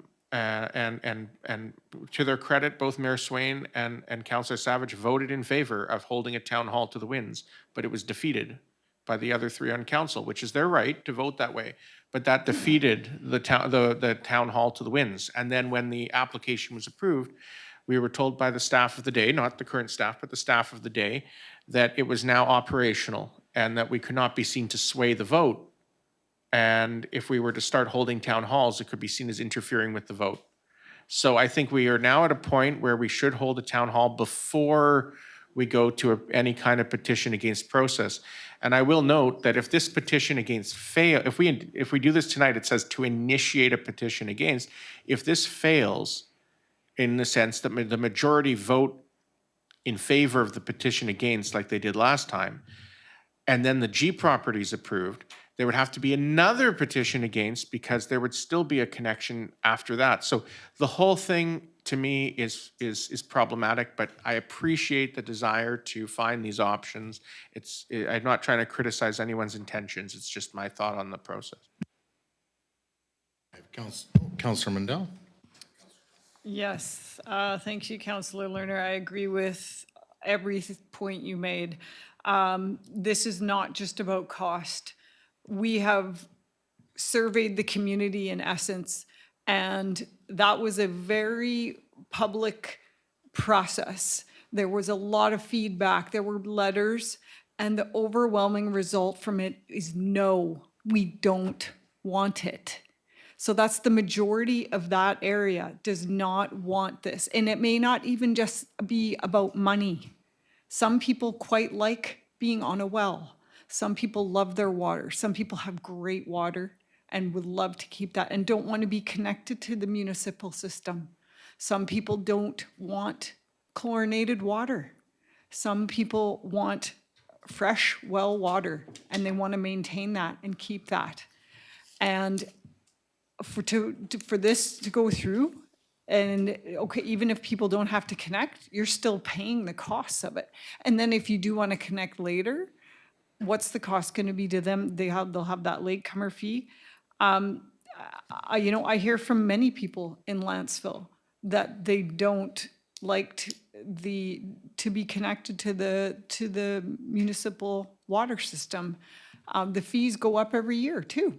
It's not that municipal water is a one-time fee that you're going to pay to even get connected. Now you have quarterly bills that you're paying for this service and for this fee. And as we've seen just from our budget this year, it's going up again. Those user fees are going up, and they'll probably go up almost every single year, potentially. So this is an extra cost on top of cost on top of cost that we are suggesting that the residents who do not want this would have to incur.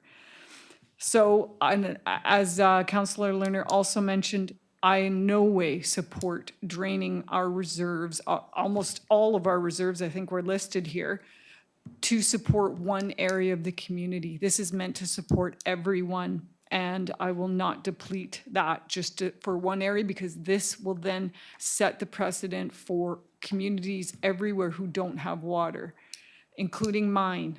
And I'll have neighbors knocking at my door saying, is the district now going to fund our neighborhood to get connected from all the reserves? Why not us? Why did just the Winds get this reserve money to help supplement the cost of getting water to our area? So no, a reserve should benefit everyone. So in no way would I agree to support this. It's a grant, yes, but it is still tax money that builds these grants and feeds into these grants. It's all money that comes from the province is essentially coming from taxation. So if we don't use it, it will get used somewhere along the line. As much as I don't like turning away money that has been awarded to us, if it's not going to be used for the purpose it was designed, then, then we need to think about, we always have this discussion within even my area of work about, we get money in your budget and you feel like you have to spend every last dime. But if that money isn't spent, it can go to other things too. We don't just have to be short-sighted and assume that this is the only way and we have to clamor and try to keep it for at all expense to other areas and programs, and that's exactly what this motion is proposing in my mind. And I would agree to the town hall if that's what the community in the Winds wants. If they are not asking for it, if they are not knocking on our door to ask for a town hall, then why would we impose it upon them? I hear them loud and clear. So I just don't know why we're trying to necessarily force something upon an area of the community that isn't in favor of it. And 71% is enough of that area. And I feel for the folks who do want this and who don't have good water quality, and that's another discussion I think we should be having around how we can support those folks. There are other options and there are other ways to support getting those folks better water, and we've talked about that with different cistern programs. Other communities have explored this, so that is something we could look into, and I'm certain that it wouldn't probably come at the same expense that this is what this would cost our community. So again, I'm not diminishing the issues of the water and the supply for certain residents, but I'm not saying, I just can't support that expense to be imposed on that community or on the other residents of Lantzville. So no, I won't agree to defer this either. I will be defeating this. Okay, go ahead, Councillor Jones. I also will not be supporting this motion. The reasons have been nicely covered by two of the councillors. I have a few to add, and some I'll just repeat. The local servicing area normally pays for the cost of their servicing, and to ask the rest of the residents in Lantzville to help cover the costs is a precedent that I do not want to see this district go down that road. We are going to find that the RDN is going to need to support the hospital because they've drained their reserves. And how are they going to do that? Your taxes are going to go up. There's been a press release on that today. A 21% tax increase comes to over $63 for every $100,000 assessed value of your home. So it's not negligible. Anyway, details on that will come, but my point is, we're in a climate these days where we have a provincial government, a federal government who are not able to come good on the many services that they want to provide to citizens of Canada. And the solution to this seems to be to pass the cost on to individual taxpayers. And the result of that will be people will get poorer and poorer, and the problem of affording homes and food and paying their taxes will become a little bit more difficult for everybody. We'll slowly lose our middle class, and we'll end up being a little bit more like those of us south of the border. So that's a road that I'm not going to go down for sure. Secondly, the province hasn't confirmed that people don't have to hook up. We do not have that in writing. If we have it in writing, I'd need to know it's legally binding forever. The province seems to have authorities, does have authority greater than that of municipalities. They could even decide down the road that if you have water lines going by your house and you haven't hooked up, you now have to hook up. That's not, again, a road that I want to go down to. I know it's conjecture, but it could happen.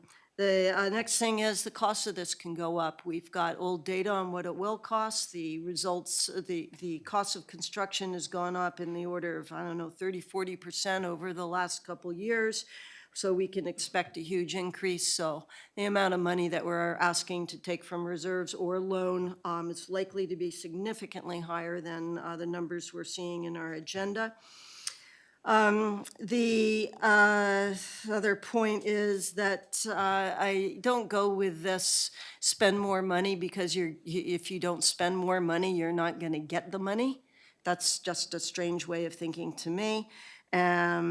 As a counselor, my job is to listen to residents. Residents have said no. I don't need them to say no again at a town hall. I'm not supportive of that unless the residents want to get together and, make it clear to council that is their will. But there's been a lot of work done by residents in the Winds to get us data on the number of people who are interested in this, a petition, and it's our job to respect that data, and it is significant. I think we should be listening to it, and it is a resounding no. And there are many reasons for it. I'm not going to go into all the reasons why people have said no. The other reason is there are less expensive ways to get water to the people who need it. Much less expensive ways. In fact, some people in the Winds have already done it to the tune of about $40,000, where they've put in cisterns and pumps and filters, and they now have all the nice water that they could possibly want. Doing that for the people in the Winds that do have problems with their wells would be far less expensive than going down this road. And my last point is staff time. We go forward with this in any way, we are asking more of our staff. Our staff has made it very clear they do not have time. They don't have time for all the things that we've been asking them to do over the years, and the time of this council is certainly getting very short. I do not want to burden staff with more jobs to do. So thank you for listening. That's a no from me. Obviously, I could read the room. I know this is probably going to fail. That's pretty certain. But, I did send out an email to council today, and just making sure I can find it here. The staff is in a position where they must provide a answer to the province about how we're moving forward with this grant by the end of April. So obviously you've heard tonight, there's going to be a public hearing on the 22nd that will give a definitive answer how that's going to go. And then again, Are there any other irons in the fire? So ultimately, the grant does have an expiry date of March 21st. And that's according to the August 21st, 2023 cost sharing agreement. And then the other piece as well is that the project must also reach a substantial completion point before the March 21st date. So obviously there's flexibility with these sorts of projects with the province in terms of moving the end dates. Not always a hard end date, but nonetheless, there is some flexibility.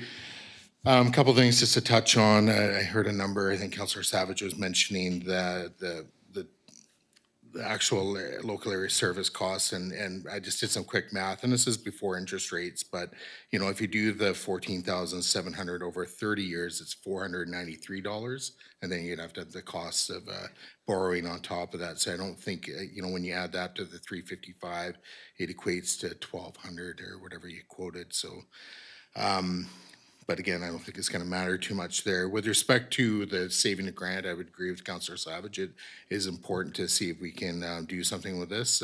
We have had other local area services in Lantzville. That's how phases 1, 2, and 3 of sewer happened through grant funding, and I would hate to see this would have a negative effect on future grants. We are aware that, you know, there's likely a strong interest for phase 4 sewer that is going to be contingent on grant funding. When you pass by $5.7 million, I don't think that's going to go unnoticed, but hey, you never know, maybe people aren't paying attention at the province. With respect to, I would agree with some of the statements made about just paying the whole shot for everybody up in the winds.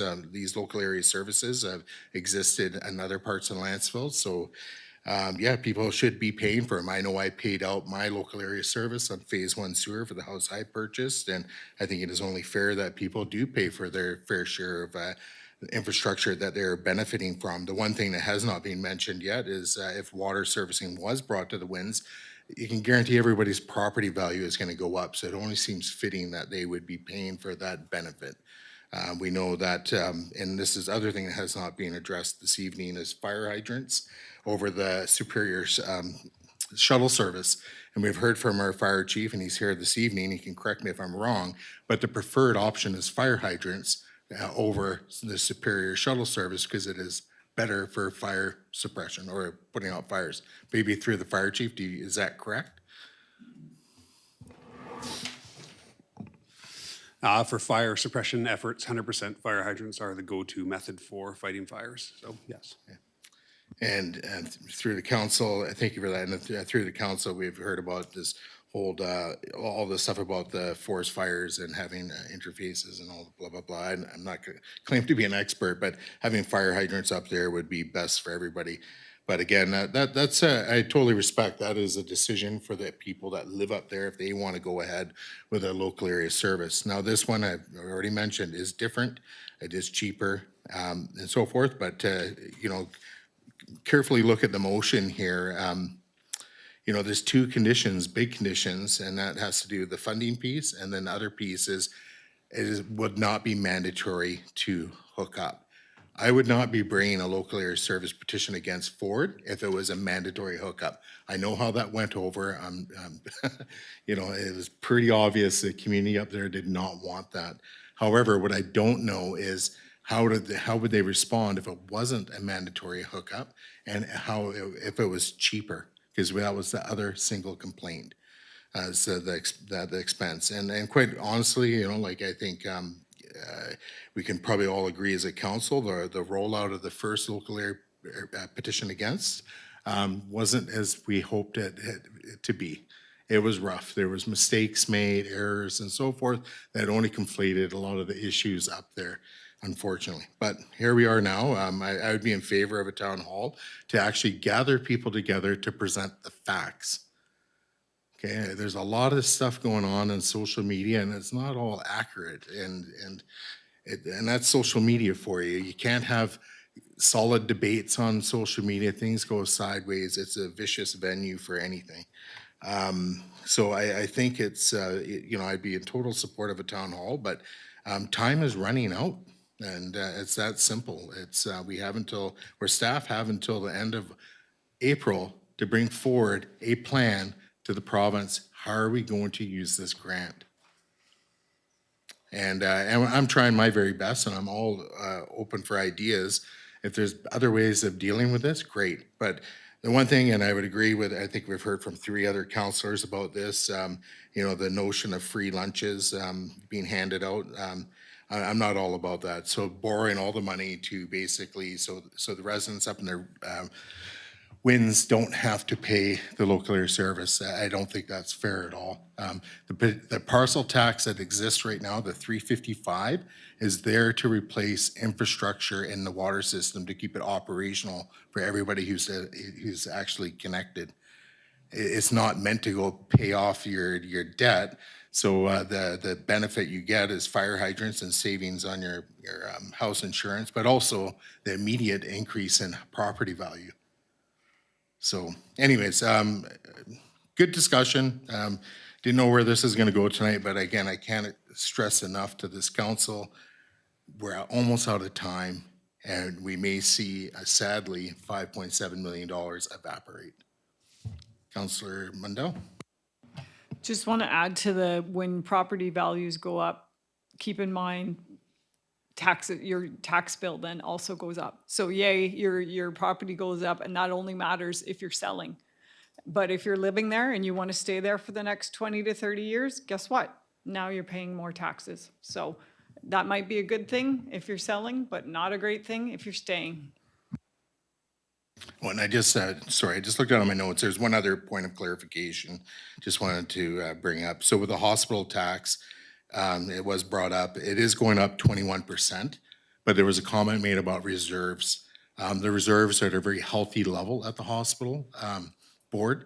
It's like over $100 million in reserves, but keep in mind, there are significant capital projects coming down the pipe, including what we've heard tonight, the long-term care facility, but there's other significant capital projects that they're saving up for. But anyways, it's an aggressive taxation scheme to build reserves up quickly and steadily and so forth. But, you know, I didn't vote in support of that. Basically, but I do respect the hospital board's direction and moving forward with that continued tax scheme. So we'll leave it there. I think I had, who was next? Councillor Savage, and then we're probably close to calling the question. Yep, so just through to staff, a couple of questions, if I may, please. Has it been confirmed yet that hookup is optional for residents, or are we still kind of maybe? Through your worship, sorry, to the councillor, we are still in negotiation of that phase, but yes, they have moved on that dial. They have suggested a percentage, and we're still working with that on them. And one of the other things was that in the original agreement, it said that all wells had to be closed, and that's no longer the case. We did get it in writing that wells could remain open, but only for agricultural purposes. Yeah. Okay, thank you. And the $9,296,506, that estimate was from May 2024. Is there, sorry? No, that estimate was from January 2026. That's a Class C estimate. Oh, okay, so that was the same estimate that was in May 2024. So the new one is the same? Yeah, that's correct. I had them check the number. The number in 2024 was 7 million and something, but that's what it was when I got here, and I had them updated for the budget plan this year. Yeah. Yeah, you can research that. I had different information. That's fine. But the important thing is what it is now. And so that's good. It appears it has not gone up since then. And so thank you for that. And have we found out if there are ways to recoup funds from those that hook up other than a counter petition? Are there any vehicles to charge those that hook up to contribute to the infrastructure cost, or do you actually need a counter petition to do that? Are you speaking about a latecomer Yeah, fee that sort of for- thing, or some other process. So a latecomer fee is possible.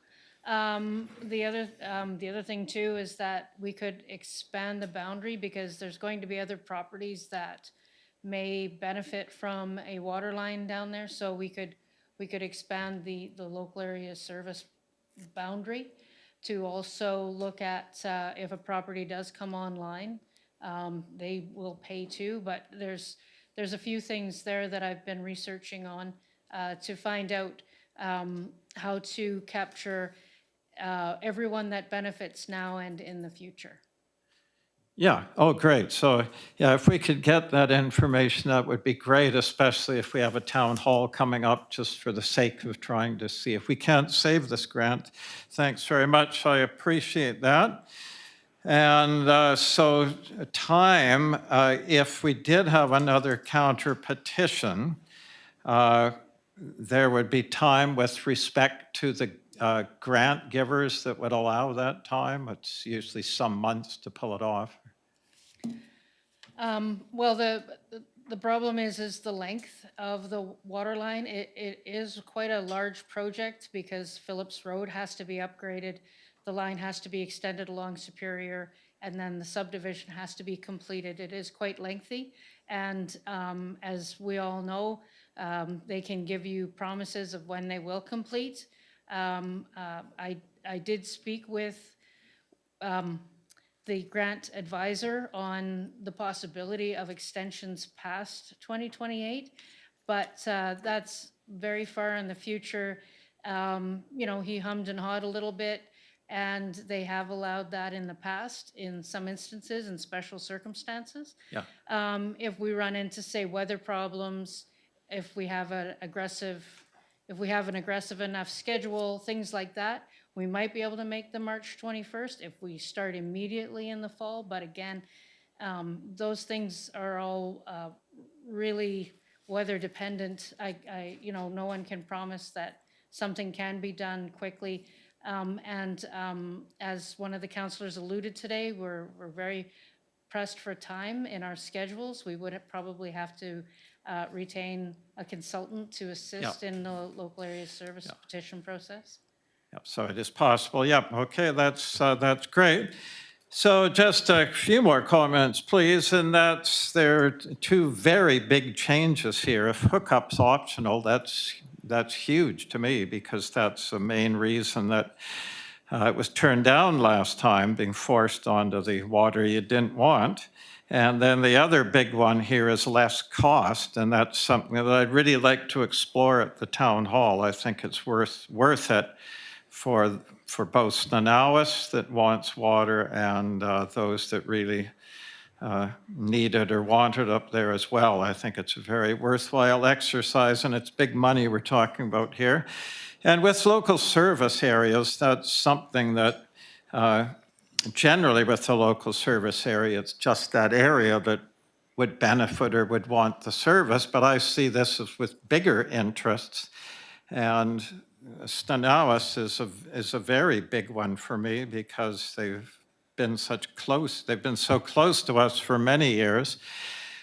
Close neighbors, they're pretty well a part of our community, and they have spoken a number of times that they really want this to go through. So there's that interest, and it's not every service area that's got forest below and forest above it in terms of forest fires and so on.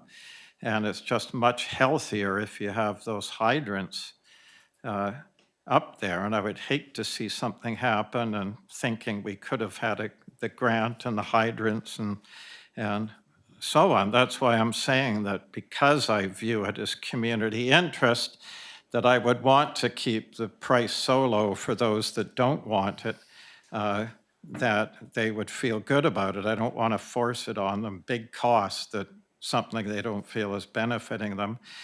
And Dickinson Road, for example, that's around $5 million for one neighborhood, that money being spent on a road. And so there's many times we spend a ton of money on just one neighborhood. So it's just because it's a local service area, it doesn't mean that there can't be other interests involved as well. So I'd really like to give it a chance for this grant to get through.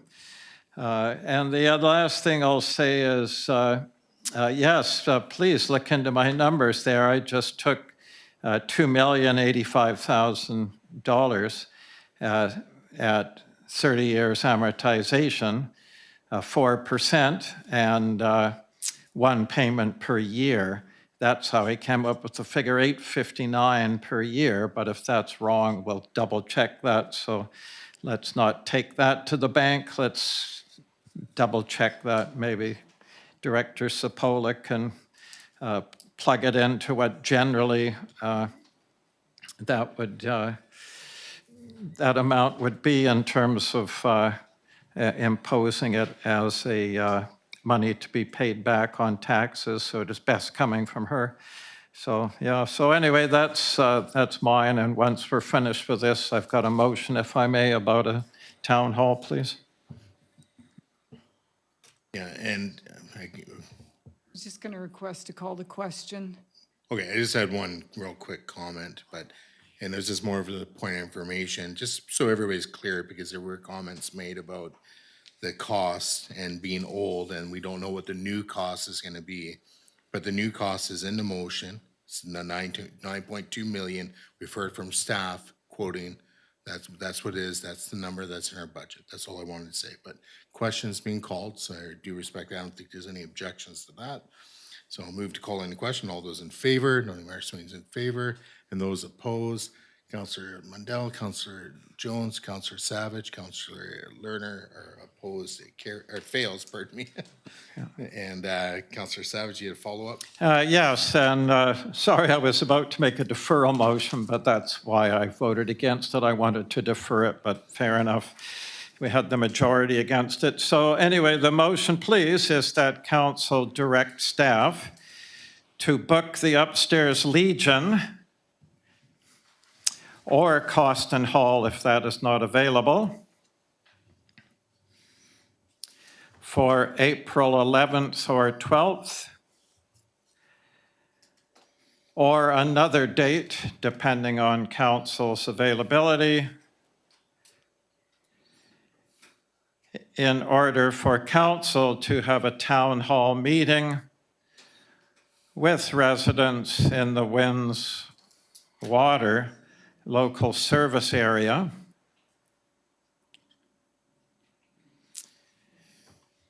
to discuss the Winds grant options, including a possible petition against. Okay, let's just make sure staff has the motion.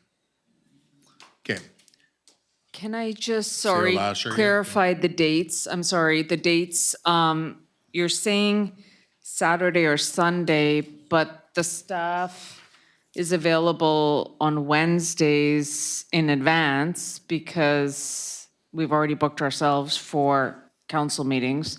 So April 15th, during the day, we could do a town hall, and in the evening is a budget meeting, a special budget meeting to pass the budget. So if you wish, we could split up that day to do an all-day town hall and then overlap with a budget meeting. I mean, the Saturday and Sunday is like too quick for us right now. Yeah, give me a no, sec, no. Councillor Savage. So I think the motion for a town hall is to not have it like an open house where you're walking around a room. This is to have like an open forum. I think that's what Councillor Savage is after. Is that correct? Yes, it's a town hall, not an open house, yeah, where there's presentation of feedback, listening to residents, all there together at once.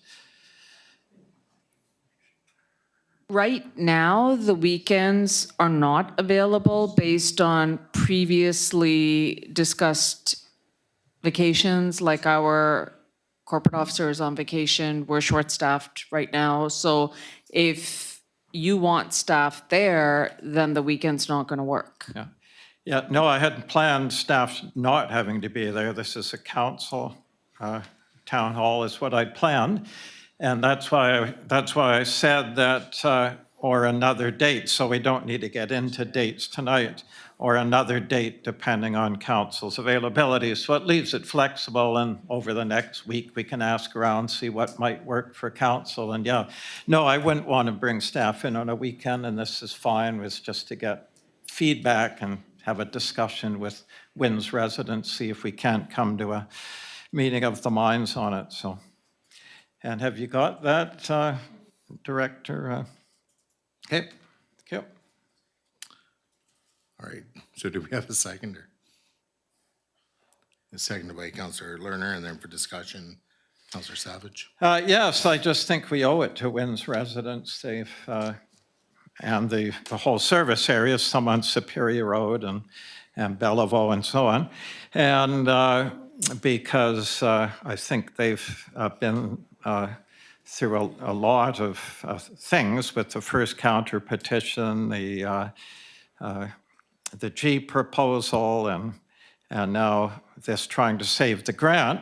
So I think it's very healthy and a good thing that we finally have a chance to get together and discuss things with them. There's nothing like a face-to-face rather than leaving this long-distance stuff hanging out there. It's extremely healthy to get together and hear opinions and so on. And there's a whole variety of opinions up there, from those that really do need and want the water to those that are fine with it and so on. So I just think it's important to hear, and the consensus may be that no, just not to proceed, and et cetera, or there might be some consensus in the middle with cost. I really think it's important that we hear from residents.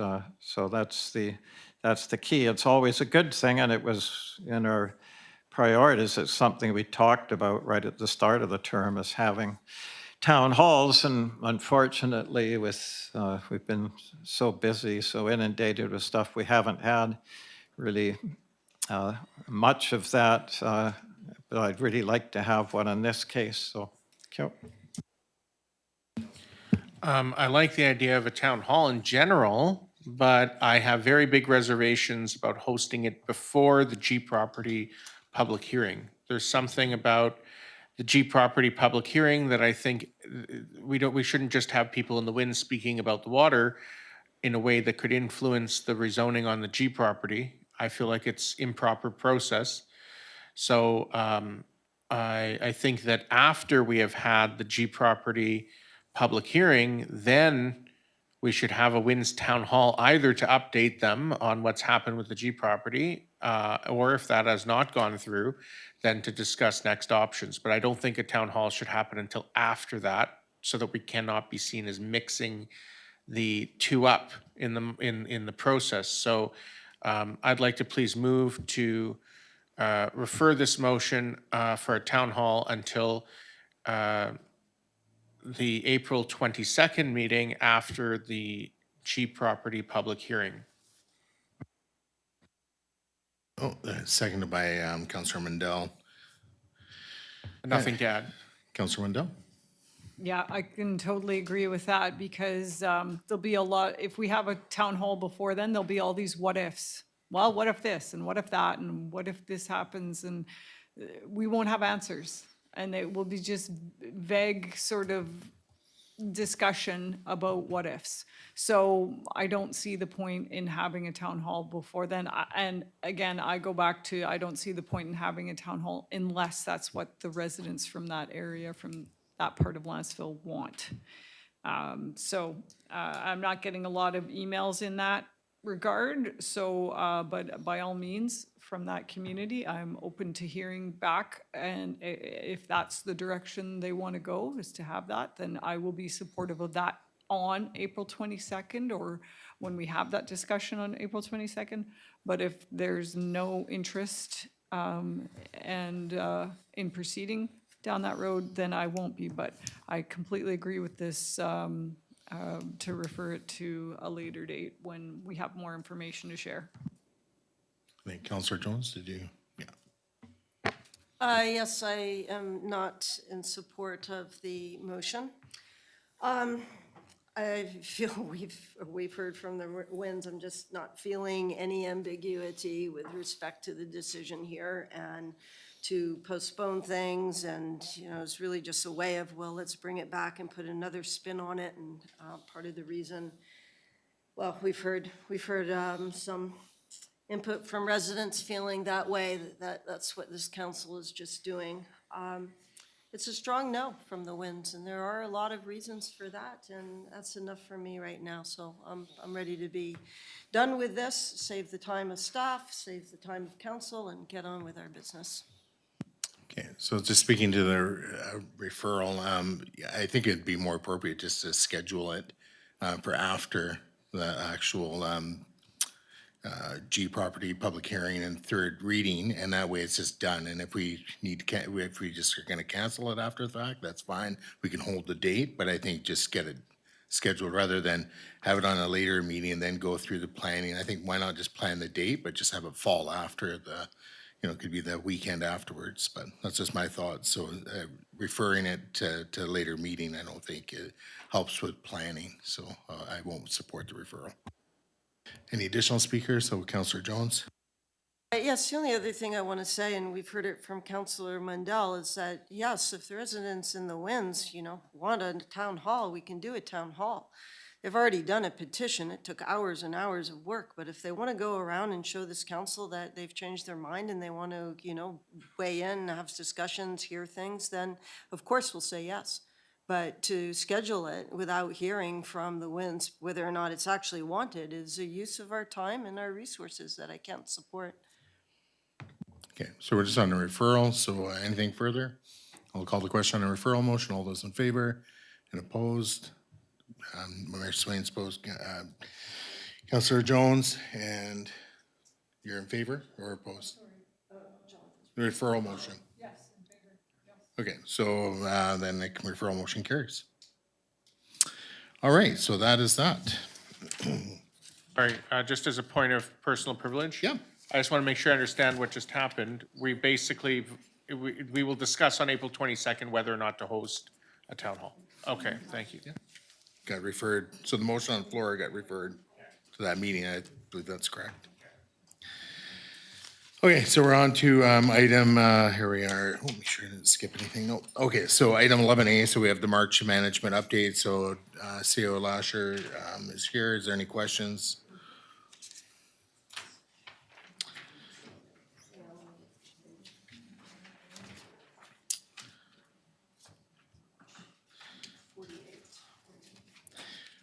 In the interest of time, if there are questions, I just respectfully ask council, just email them in and we'll get CC'd, but Councillor Jones? Yes, I can go with that in the interest of time, but I just want to say that I do have a lot of questions because I've gone through this and there's information which tells me that meetings have been had, but not the content of, you know, what the agenda was, what the decisions were made. So I'm left with quite a lot of questions on many of these things. And I will respect that, Mayor Swain, and email the questions in. But then I would hope that in the future, our reports, if they're able to divulge more information for the sake of council and community, that would be appreciated. Thank you. Okay, so we'll move on to 11B, so Ministry of Transportation and Transit. So Councillor Savage, you have a motion. All right, that council directs staff to acquire permission from the Ministry of Transportation and Infrastructure for the district to enter provincial highways properties within the District of Lantzville boundaries to conduct the following fire prevention activities: A, brush cutting, tree limbing, creating fire breaks; B, monitoring and dealing with fire risks. Is there a seconder? I'll second it. And then for discussion, go ahead, Councillor Savage. Yeah, this came from when we got word that the Ministry of Highways, I guess due to provincial cutbacks, is not really interested in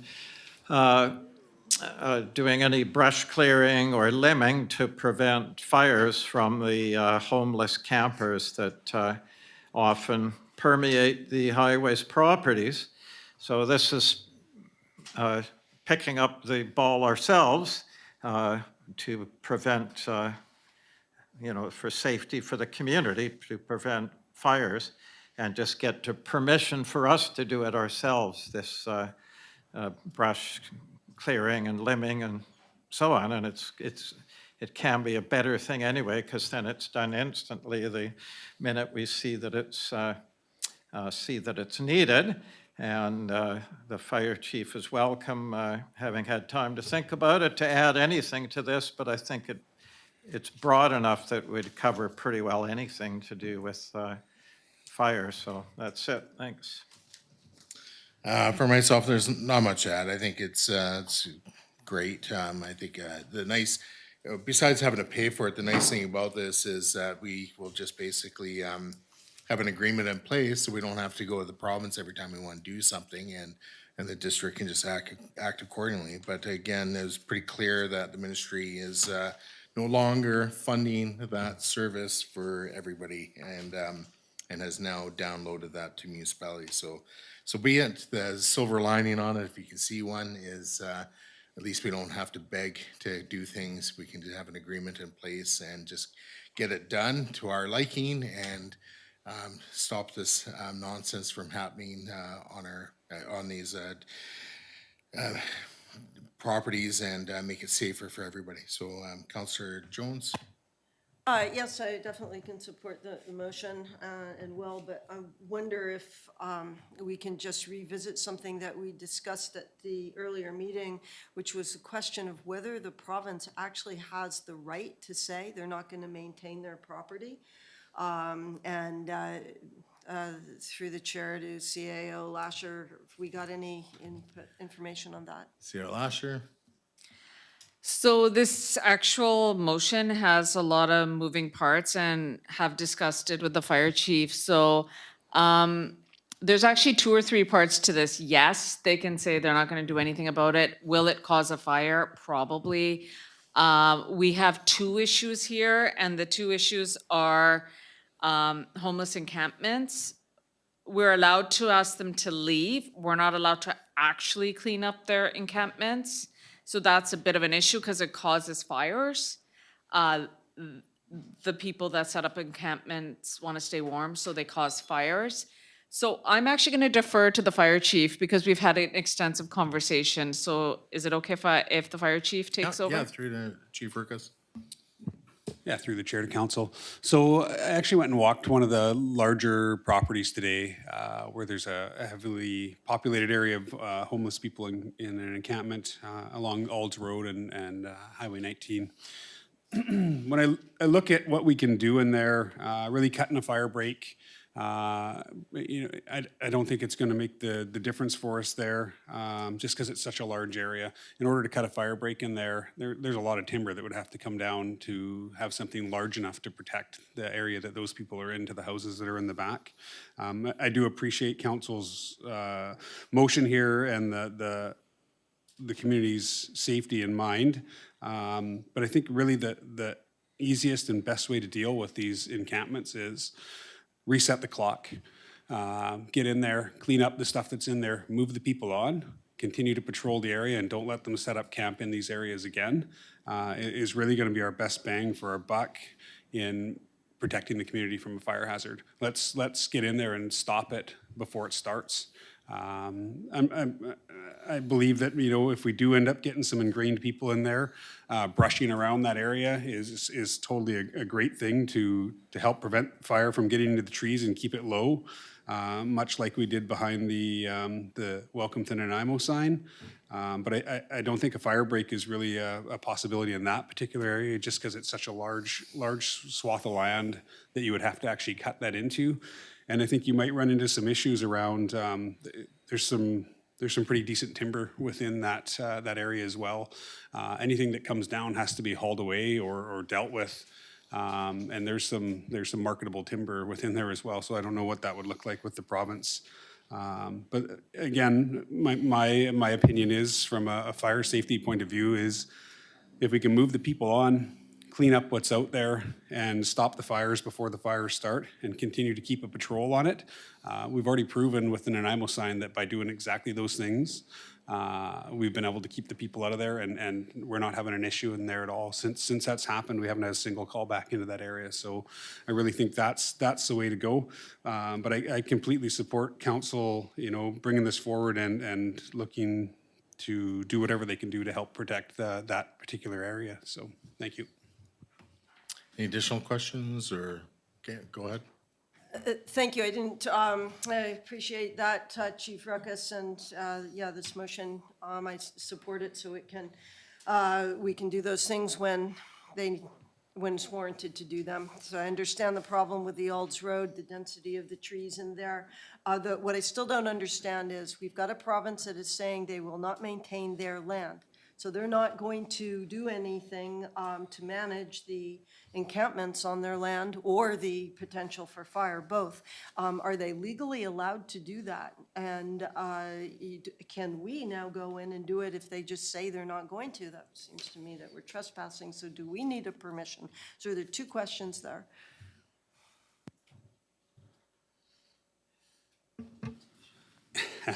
So through the chair to council, again, this motion is asking permission of the province to allow the district to do these tasks within their lands.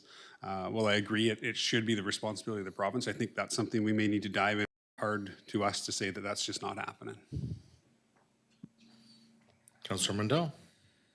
So I guess my question follow-up to that is, where does the liability lie then? So if the province decides they're not going to clean up their land and a fire does break out, and that's my neighborhood. So if that happens, my house is gone, because my house is not far from that encampment. I drive by it every day, probably 2 or 3 times a day, and I see various nefarious activities going on there, and keep wondering, keep asking George Anderson these questions about what's getting done here with this Ministry of Transportation land.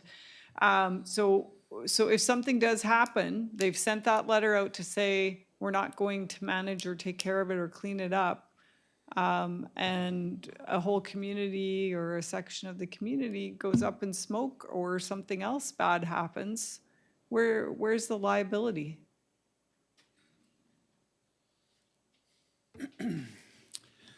I'm no lawyer, but I would suggest that we've made it clear that it is a hazard, having those people in there. And if fire was to spread from that property with a known hazard there, it would only make sense to me that the liability would fall back to the property owner for anything that happens off of that property when it spreads from there. If you've identified a fire safety risk and the people that own the property, the province, aren't willing to do anything about it, and something does occur in there, I can't see how it wouldn't fall back to them. That's something we can, more than happy to seek a legal opinion on, but I'm pretty sure I know what the answer is going to be coming back. Right. And my follow-up question to that is, and then who? So let's say we take that on and we say, okay, now it's the District of Lantzville is making this motion. The ministry says, yes, go ahead. Who's doing that? Who's going in there to clean up we can only imagine what's going to be in there, from various substances to human waste. Who's going in there to clean that up? Through your worship, to the councillor, as a bit of background, when there was that encampment behind the Welcome to Nanaimo sign, the ministry paid for the cleanup. And I saw the invoice for that. It was $25,000 to clean up that encampment because there was biohazardous materials. They had to bring a special crew in. There were 2 full construction dumpsters of material that they pulled out of that encampment. Variety of structures that people who are experiencing homelessness were constructing, waste that they left behind, material that they had gotten from who knows where. So that's the kind of stuff that you're dealing with. It is a pricey piece to clean up. And I think that's why the province is basically abdicating their responsibility in this regard, is because they just don't want to pay for it anymore. So it is expensive, but to the chief's point, if you remove the source of ignition, you help to resolve the fire risk. So cleaning, it's one thing for our bylaw officer to go in with the police, and the police have been excellent to work with on this file. Nothing but compliments to our local RCMP detachment. The police are absolutely willing to assist our bylaw officer in moving these folks along, but it's one thing for us to move them along, but if all their materials are still in the forest, they'll just be back the very next day, or someone else will be back to take advantage of the encampment structures that have been constructed. So we really need to resolve the cleanup of these encampments in order to actually resolve the problem. And as the chief indicated, like, we've had nothing but success behind the city of Nanaimo welcome sign. It's on the regular patrol for our bylaw officer to review and make sure that no one's setting up in there. And we've had really great success in it. So I think the chief's on the right track here. Great, I love the idea of getting ahead of things before they get and spiral, because we've had various cleanups even before my time on council, where we had local people just volunteer and come in there and clean up. And I'm not necessarily advocating for that because of the risks, but this just continues to go on about every, if we're lucky, we make it a couple of years, and then it's just heaps and heaps and heaps of garbage to deal with. And I mean, I guess I would also hope that maybe we would explore, if we clean this up, can we send them the bill? Yes, we can send them the bill, but if they don't feel like paying it, then they won't pay it. But you're right, we can send them the bill. Or we could clean it up ourselves, but that sets a precedent if we do that. So it's like a double-edged sword, right? Either we clean it up and send them a bill and they don't pay it, or we don't clean it up and there's a forest fire. Like, it's both ways, right? In this situation, they've made it very clear they're not going to clean it up. I mean, we've asked, and it took a long time to get that answer back because the director of planning kept asking, and they were ignoring him for a very long time. So. Okay, I just have myself, Councillor Savage, and I think Councillor Jones. Yeah, real quick, I think, we got to work collaboratively with the province. So if we send them a bill, that's not really working collaboratively. It's, sure, we can express our disappointment that the province is no longer funding this, but sending, that, it's like sending them a nasty gram. I don't think it's going to bode well for developing good relations. But Councillor Savage and then Councillor Jones. Yeah, I just wanted to underline that this is simply asking the province for permission to do these things. It's entirely up to the fire chief what he recommends to do. He could recommend doing nothing or some of these things. This is just so we're covered. And maybe some of these things, it'll be years down the road, we might need to do it, but we have that permission. That's all this is. It's not directing him to do these things. It's not doing anything except leaving it with the fire chief at his discretion, what he does to keep the community safe from fires and to get permission from highways to do this. That's all it is. Councillor Jones. Yes, I think we've all spoken in support of the motion, and we have expanded the conversation a little bit. Perhaps that's unprecedented, but there are two things that we're kind of batting around here. There's the encampments as well as the fire thing. I was just going to ask through the chair to the CAO if it would be a wise thing to do to have a paper trail on all of these things, just to make sure there is a letter on file with the province and at the district saying that, the district will not accept any liability for potential fire, for, whatever you want to put in it. I would agree with that we did not respond to them when they said that we will not be cleaning any MOT site. However, we could respond with a very strong letter saying then the District of Lantzville will not take on liability if you choose to do that if there's a forest fire or wildfire this year, because we're at 47% snowpack, which is really bad. the driest winter we've had. So, yeah, we could put that in writing and write back those things and have a paper trail in case anything happened unfortunate. So I don't know if you need a motion from council on that, or if that's, can just be an understanding that this isn't just done by phone, that the paper trail may be legally an important component. Which do you want, or council? For the minutes, it would be nice if council just did a motion saying, directing the CAO to let the province know that we are not going to take on the liability if they choose not to clean their land, something to that effect. I mean, then we have it in the minutes, and then legally, if anything happens in the future, we can pull it out of the minutes. Thank you. So I suggest we deal with the motion on the floor, then look at that if we can. Yeah, I just think through the council, let's just amend the motion on the floor to include that. And just, well, I'll just amend the motion on the floor to send a letter to the province, responding to the letter, and that was sent to CAO Lasher regarding discontinuing cleanups on Ministry of Transportation lands, and that the district will not be accepting any liability coming from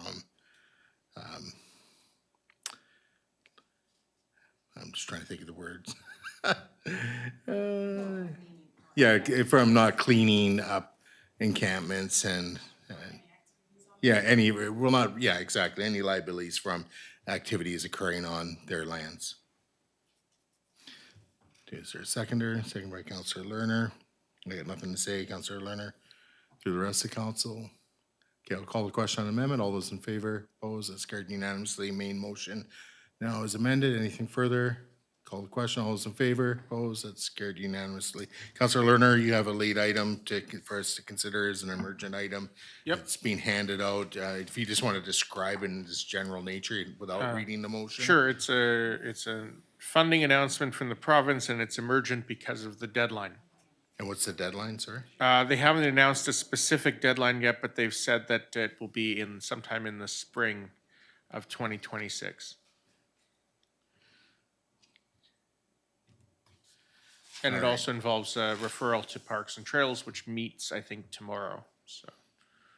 All right, so anyways, yeah, there you go. It's being described by it's an emergent item. We'll just vote on it now to accept it as a late item. All those in favor, opposed, that's carried unanimously. Okay, go ahead, Councillor Lerner, just read the motion. Sure, I'll start with the, therefore be it resolved that council refer the idea of a 60-foot by 120-foot mini soccer pitch to the Parks and Trails Committee for them to recommend a suitable location such as Copley Park or elsewhere they may deem more appropriate, and further that the Parks and Trails Committee be asked to return its recommendations in time for the May 6, 2026 regular meeting of council, so that council can consider directing staff to apply for this fully funded amenity before the application deadline.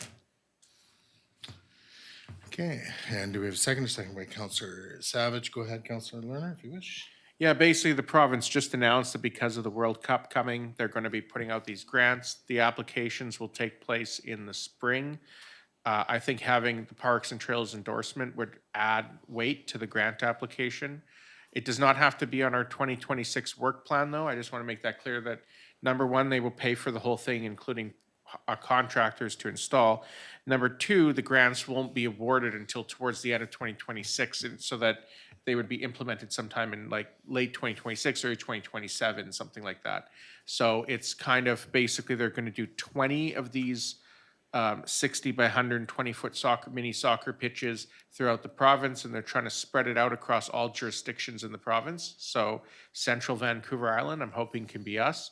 I would leave it to Parks and Trails to recommend a location, but for example, if there was a small part of Copley Park or any of those that is suitable, I think it's worth applying for it. It's a free amenity for the community, and there's really nowhere else in the area that's offering that small mini soccer pitch. So we'll see what Parks and Trails says. They may not agree that it's a good idea, but I think it's worth referring to them to have a discussion.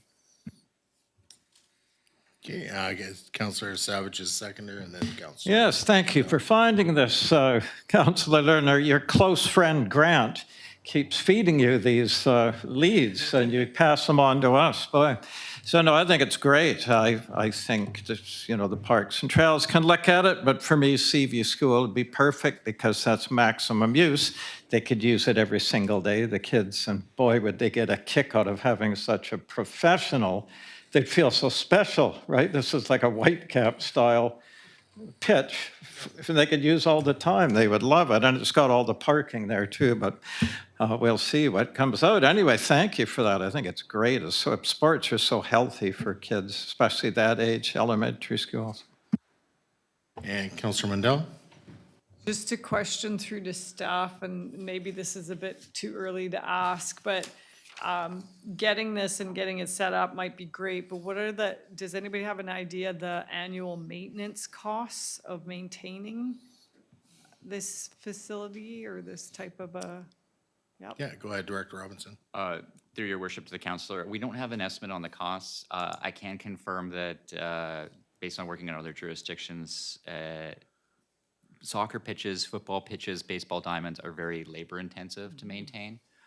So while they may be paying for the upfront cost, which is fantastic, it would have a longer term budget implication in terms of public work hours. Yeah, so that's my main reservation with this one, is just that I know the soccer pitches in Nanaimo are very labor intensive to keep them up and require a lot of support to keep them in good shape. So I can see the benefit, but again, I don't want it to look in 2 years like it's been, you know, sort of not maintained, and our poor staff have to be like, oh man, I'm having to spend, you know, 1 day out of the month trying to maintain the soccer pitch. So I'm a little bit reluctant to support this just for that. And I don't necessarily want to assign it to any particular area. I think the Parks and Trails Committee will do a great job in maybe recommending that, but I am a little reluctant to support this, knowing that it will cost some money to keep this up and running. Councillor Jones? Yes, thank you, Councillor Lerner, for this grant, and Parks and Trails Committee. I'm sure I speak on their behalf, saying they'd be delighted to take some time to discuss this, and we'll get back to you with the input from the committee. The meeting is tomorrow night, so that's all fine. I hear what you say, Councillor Mundell. Seems to me with these things, you can go the low maintenance way and just mow them, and there's already regulations that you don't put all the pesticides and things on soccer pitches. So yeah, dandelions are gonna come and you're gonna be mowing them as well. At least I'm pretty sure we've got those regulations here. Maybe it's over only on the mainland. I would hope we're not throwing all that stuff on it. So I would hope it wouldn't be much to maintain. I'm actually more concerned about whether we have a dry enough area to build a pitch. There was talk when Village South proposal came to us, they were going to do a school field, and then, you know, the deal there got turned around pretty quickly. It was a wet area and would require a lot of work to get the subsurface. So I guess my question has to do with the terms of the grant. Are they just coming in and leveling something and throwing some seed on, or are they going to do all the drainage that goes around it? Because Copley Park is very wet. I don't know that that would even work. Clark Med is the other idea that of space, and we're working on finding out what that space looks like and what might be usable there. So I would kind of think that. But right now, if council has ideas they want to pass on to the committee for discussion, that would be great. But my main question is, does the grant include preparation of a wet area? Or is that just going to be, no, sorry, we don't want to give you the grant. It's too expensive to do it in your community. Yeah, go ahead, Councillor Lerner. You may have some answers. Yeah, I do have a little bit of an answer, not all of it, because they haven't actually announced the exact criteria of the grant. That's coming sometime in the spring when they put the application forward. But I can tell you that they're going to choose 20 communities They have a budget of $10 million, so that's about, I think it's a little bit more than that, actually. But anyway, so it's, yeah, $10 million from the province and Via Sport, another $3 million from the Vancouver Whitecaps. So it's $13 million spread over 20 pitches. Pitches will be 60 by 120 feet. They're described as state-of-the-art soccer mini pitches with a modular multi-sport surface, ideal for both rural and urban settings, schools, and community spaces. So it then says that the communities chosen will also receive programming and mentorship from the Vancouver Whitecaps and other provincial sport organizations such as BC Soccer, Indigenous Sport, Physical Activity and Recreation Council to ensure their use. It does not, and then let's just see here. It says that they will not begin construction any earlier than September 2026 and plan to complete by December 2027.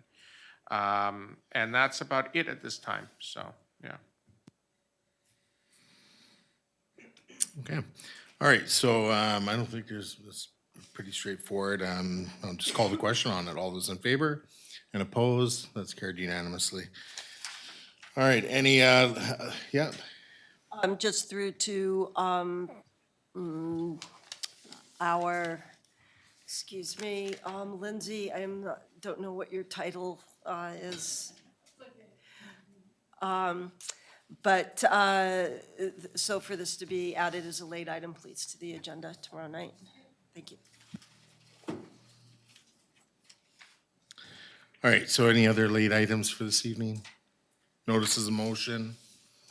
Okay, now we have public clarification. Persons recognized by the chair to speak must first state their name and address for the record and the agenda item for which they are seeking any clarification. And you may speak up to 2 minutes, ask clarification questions, for example, how the vote go, or any technicalities, request interpretation, or abbreviations or jargon used during the meeting. Do we have anybody remotely registered? No? Okay. All right, so that takes us into motion to close the meeting. So I'll make that motion that the regular council meeting be closed to the public pursuant to sections 91A, C, D, and K of the community charter. Seconded by Councillor Lerner. Call the question. All those in favor? Oh, sorry. Sorry, Your Worship. Staff are wondering if you could possibly add reason 92B III. It's a new community charter reason that we want to add to the close before you carry that motion. Thank you. All right, so, yeah, we'll, by unanimous consent, add 92B II. And can you read the reason from the community charter, please?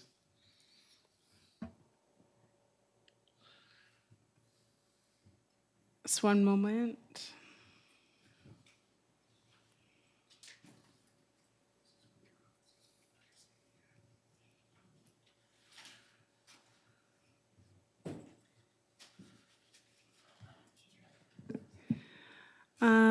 So 92B III is a part of council meeting must be closed to the public if the subject matter being considered relates to one or more of the following. The consideration of information received and held in confidence relating to negotiations between the municipality and a First Nation or a prescribed Indigenous entity, or between a First Nation or a prescribed Indigenous entity and a third party. Okay, so that's the reason. All right, by unanimous consent to add that, any objections? Or objections? Yeah, I would object. We've hardly got enough time to get through the rest of All right, so we're not adding it. So we're back to just the motion as it was moved and seconded without that reason. So I'll move to call in the question. All those in favor and opposed? I think it's, what's the problem now? Sorry, just point of order. Procedurally, if it's not unanimous consent to modify a motion, can we not have a vote to amend the motion? Well, we could, yeah. So then I would like to amend the motion on the floor to include 92B III. Yeah. Okay, I'll second it and then we can have a discussion on it. So go ahead, Councillor Lerner, you're This is adding it. what, this is what staff's recommending, and if there could be pertinent information we haven't seen, I have no idea, so I'm gonna recommend just adding it. If we don't get to it, we don't get to it, but I'm gonna vote in favor of the amendment. Having not seen the subject matter, I have no idea what it is. So the only thing I can really ask through to staff, is it an emergency item or that we must deal with this evening? Because whatever the topic or subject matter is. It's not a voting, it's just an update to council. Information. Is it something we receive need now, information. or can we get it in 2 weeks? Or by a confidential email? If it's just an information update.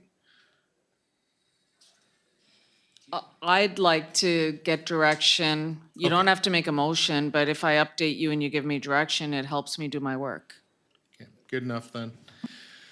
All right, any other questions? Okay, just trying to figure out if it's something needs to happen tonight.